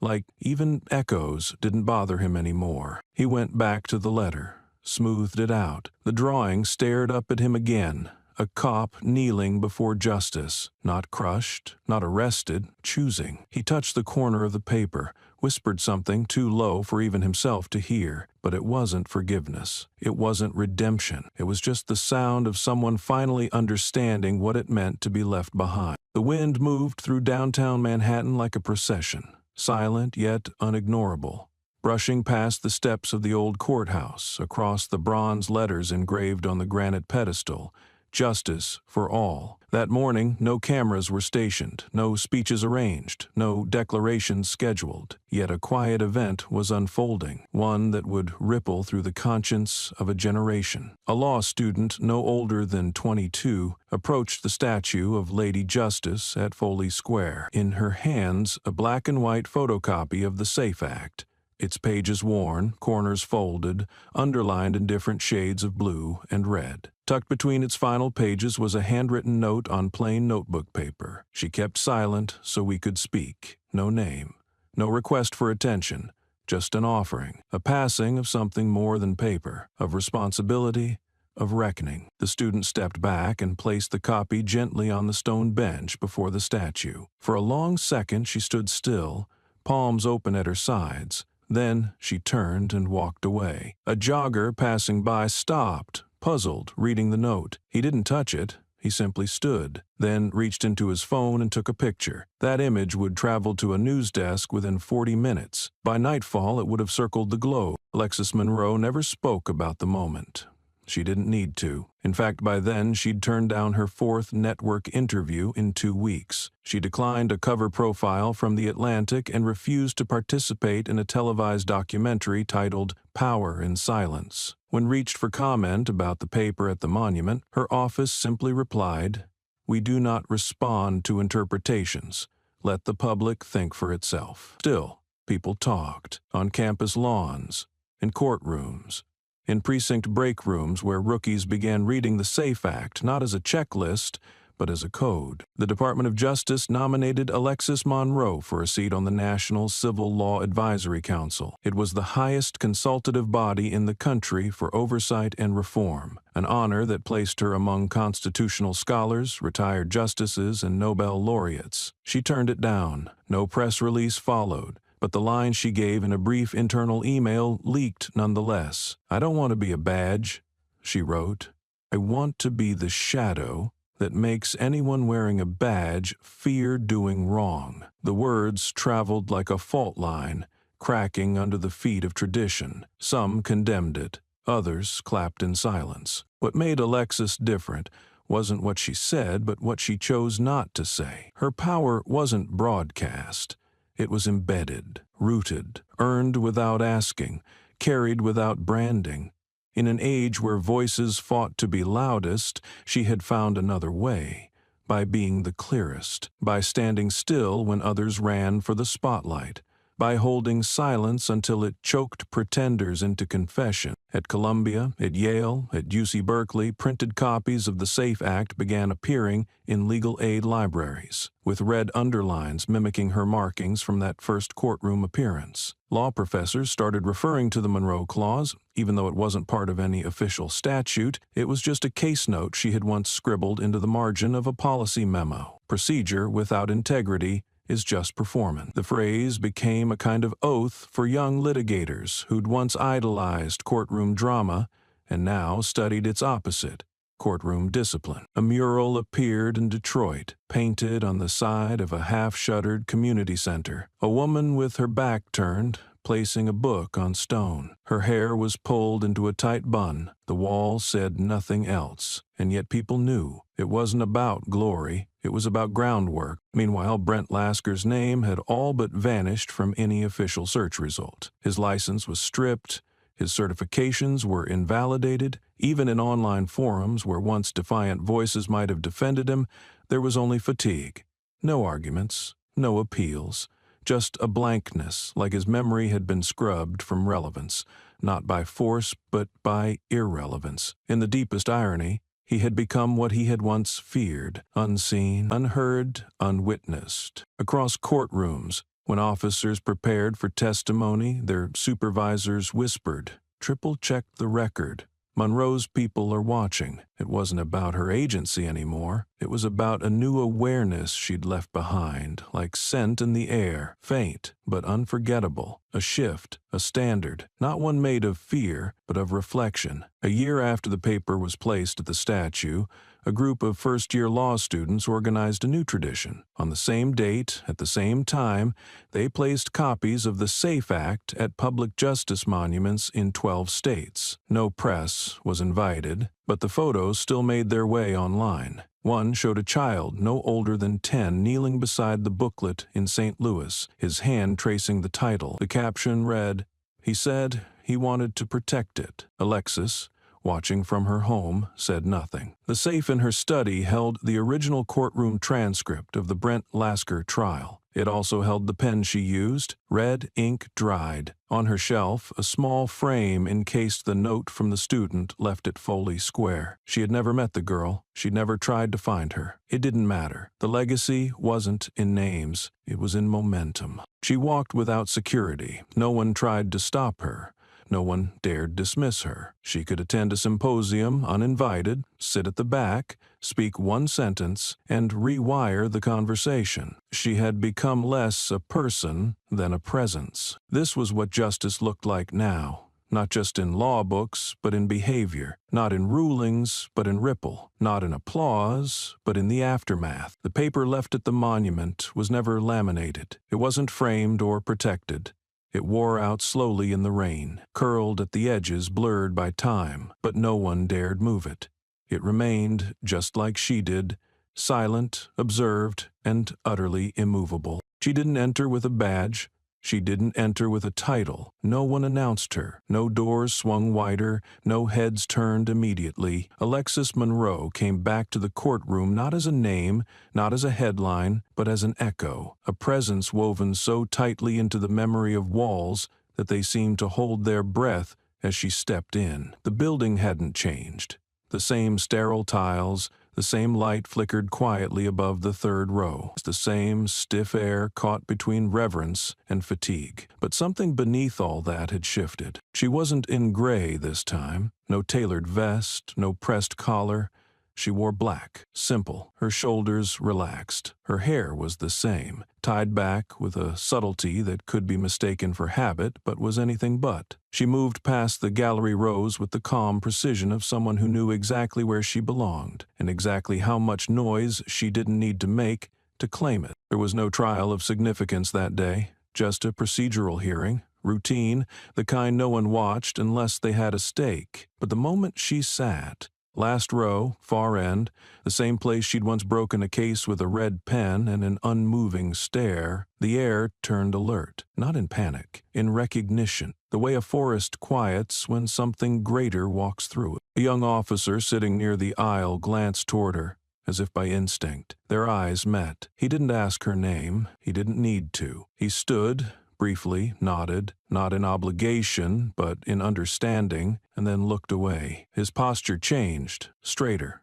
steadier, as if suddenly reminded that his uniform meant something fragile, something borrowed, something judged. No one else said a word, but glances shifted. The judge, unaware, continued calling dockets. Lawyers whispered less. Even the murmur of paper turning seemed to hesitate, uncertain whether to interrupt whatever it was she brought with her. Alexis didn't speak. She didn't need to. Her silence wasn't emptiness. It was architecture, built from memory, from reputation, from every uncompromised moment that had led her back here, not to reclaim, but to reframe. She sat with her hands folded, her breath slow, her gaze not on the bench, but on the floor tiles 2 feet ahead, like one might when listening to the heartbeat of a room. Outside, the city moved on.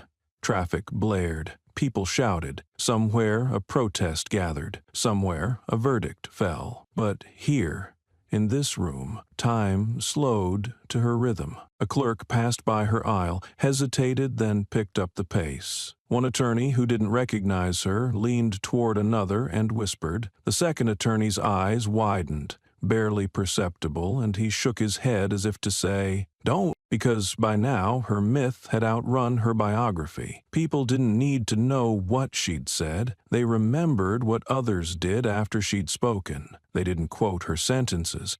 They quoted the silences that followed them. She stayed for the full session.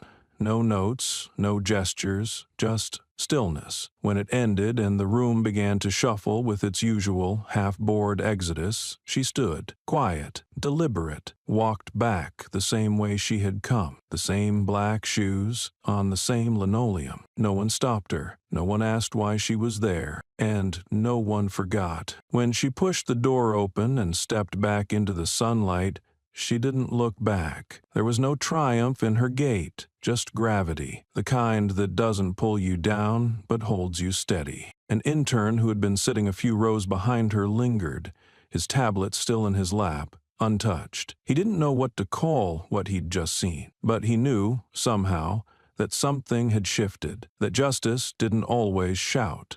Sometimes it simply showed up, sat down, and reminded the room who taught it how to stand. The footage from the courtroom security cam would show nothing unusual, just a woman entering, sitting, leaving, no interaction, no headline, yet the mood of the room had changed, subtly, indelibly, as if an old standard had walked in to audit its descendants. Alexis disappeared into the crowd outside. No cameras followed, no fans approached. She passed a newsstand carrying stories about elections, about celebrity divorces, about anything but her. That's how she wanted it, not to be missed, to be embedded somewhere in D.C.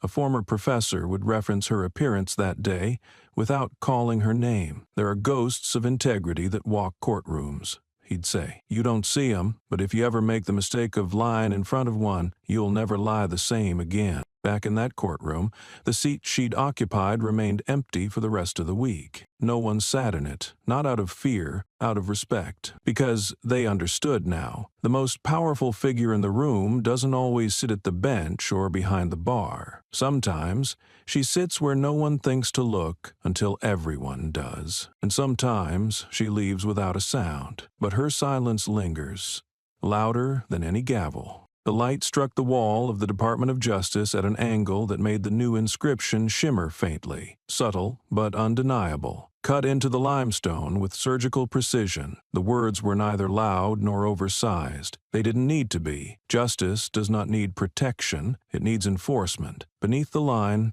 there was no attribution, no engraved name, just the sentence, etched, permanent. The kind of truth that doesn't wear a face but becomes one. People passed it daily. Agents, lawyers, tourists snapping photos of a government they only partly understood. Most didn't stop, but some slowed. Some touched the stone. A few pulled out their phones, capturing the phrase not for likes but as a keepsake. Something to remind them that the law, like the line, was not decorative, it was directive. Inside the academy, new cadets were no longer handed only penal codes and procedural handbooks.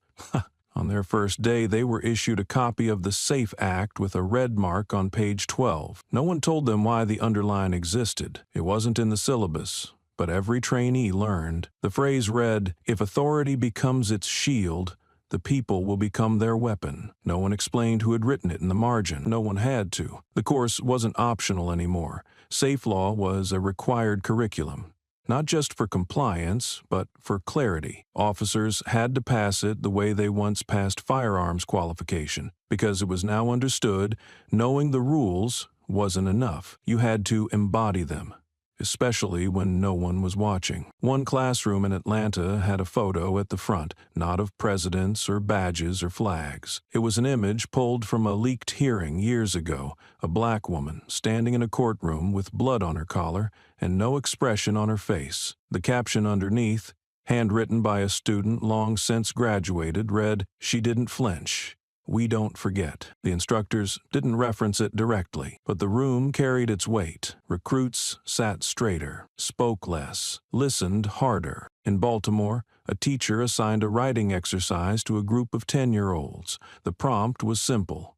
What does justice mean to you? Most wrote of fairness, of truth, of police officers doing the right thing. But one girl, barely 9, scribbled a different answer. If I get hit, I don't have to scream, I just have to be right. Like her. She didn't explain who her was. She didn't need to. Some papers the teacher posted on the board. That one she kept in her drawer. The country had not transformed overnight. Corruption still slithered through courtrooms.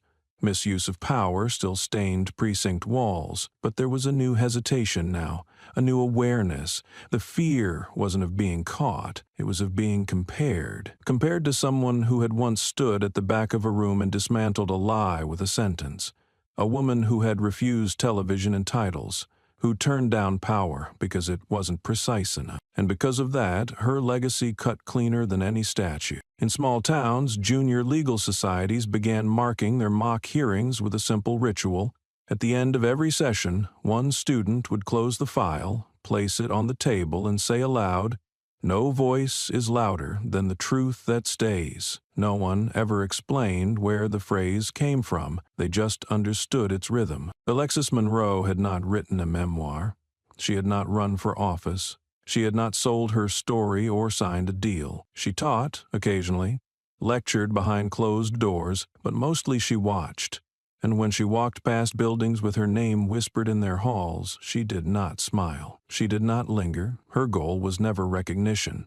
It was a reflection. She did not want to be remembered. She wanted people to behave differently when they thought no one was watching. And they did. In Phoenix, a young officer refused an order to falsify a report. When asked why, he didn't quote a law. He quoted a moment. "Because if I lie today, someone like her will sit in the back and watch me fail. A judge in Miami dismissed a case mid-trial when body cam footage contradicted sworn testimony. His statement to the court was brief. "We're not what we say under oath. We are what we do when the camera's off." These weren't just shifts, they were recalibrations. The new line on the wall wasn't a celebration, it was a reminder that justice doesn't arrive in parades. It doesn't demand loyalty, it demands action. And when performed correctly, it doesn't need applause. It leaves an imprint deeper than marble. And somewhere, always somewhere, someone was watching, in silence, with memory sharper than any blade, with a standard higher than any badge, a woman no longer needing to raise her voice, because the echo had already become the law. 7 years passed. Not loudly, not quietly either, but with the measured tension of a nation adjusting its weight to walk more evenly. In that time, protocols changed, statutes sharpened, and entire departments reorganized around a single ethos. Enforcement was not authority. It was accountability. Across states, new academies adopted mantras written in clean lines, old courtrooms bore new portraits, and the SAFE Act became more than a law. It became conscience. And then came the invitation. The letter was formal, bound in navy, and sealed with the golden insignia of the office of the president. A national honor was to be bestowed, an award of highest distinction, for courage, contribution, and character. Her name was etched into the speech, her story rehearsed by aides. The stage was set, the cameras ready. But when Alexis Monroe entered the ceremonial hall, she did not stop at the podium. She did not reach for the ribboned medal that hung between velvet and pretense. She simply walked past it. Gasps were stifled. The press, unsure whether to film or pause. The president, gracious, prepared, extended a hand. She nodded, but never touched it. Instead, she walked to the table behind the dais, picked up a plain white folder, signed one page, and left. The cameras turned, the headline shifted. What she took that day wasn't a medal. It was a contract, a charter, the founding agreement to open a new kind of institution, not a school, not a prison, not a shrine, a center for the ethical discipline of enforcement. Built not on doctrine but on doubt, doubt of power, doubt of memory, doubt that swells into precision, where cadets weren't taught how to defend their actions, but how to make actions that needed no defense. Her signature was all it needed. Not the applause. The center stood 3 stories tall, nothing ornamental. On the front wall, instead of a plaque, a single line engraved in steel. The badge is not the power.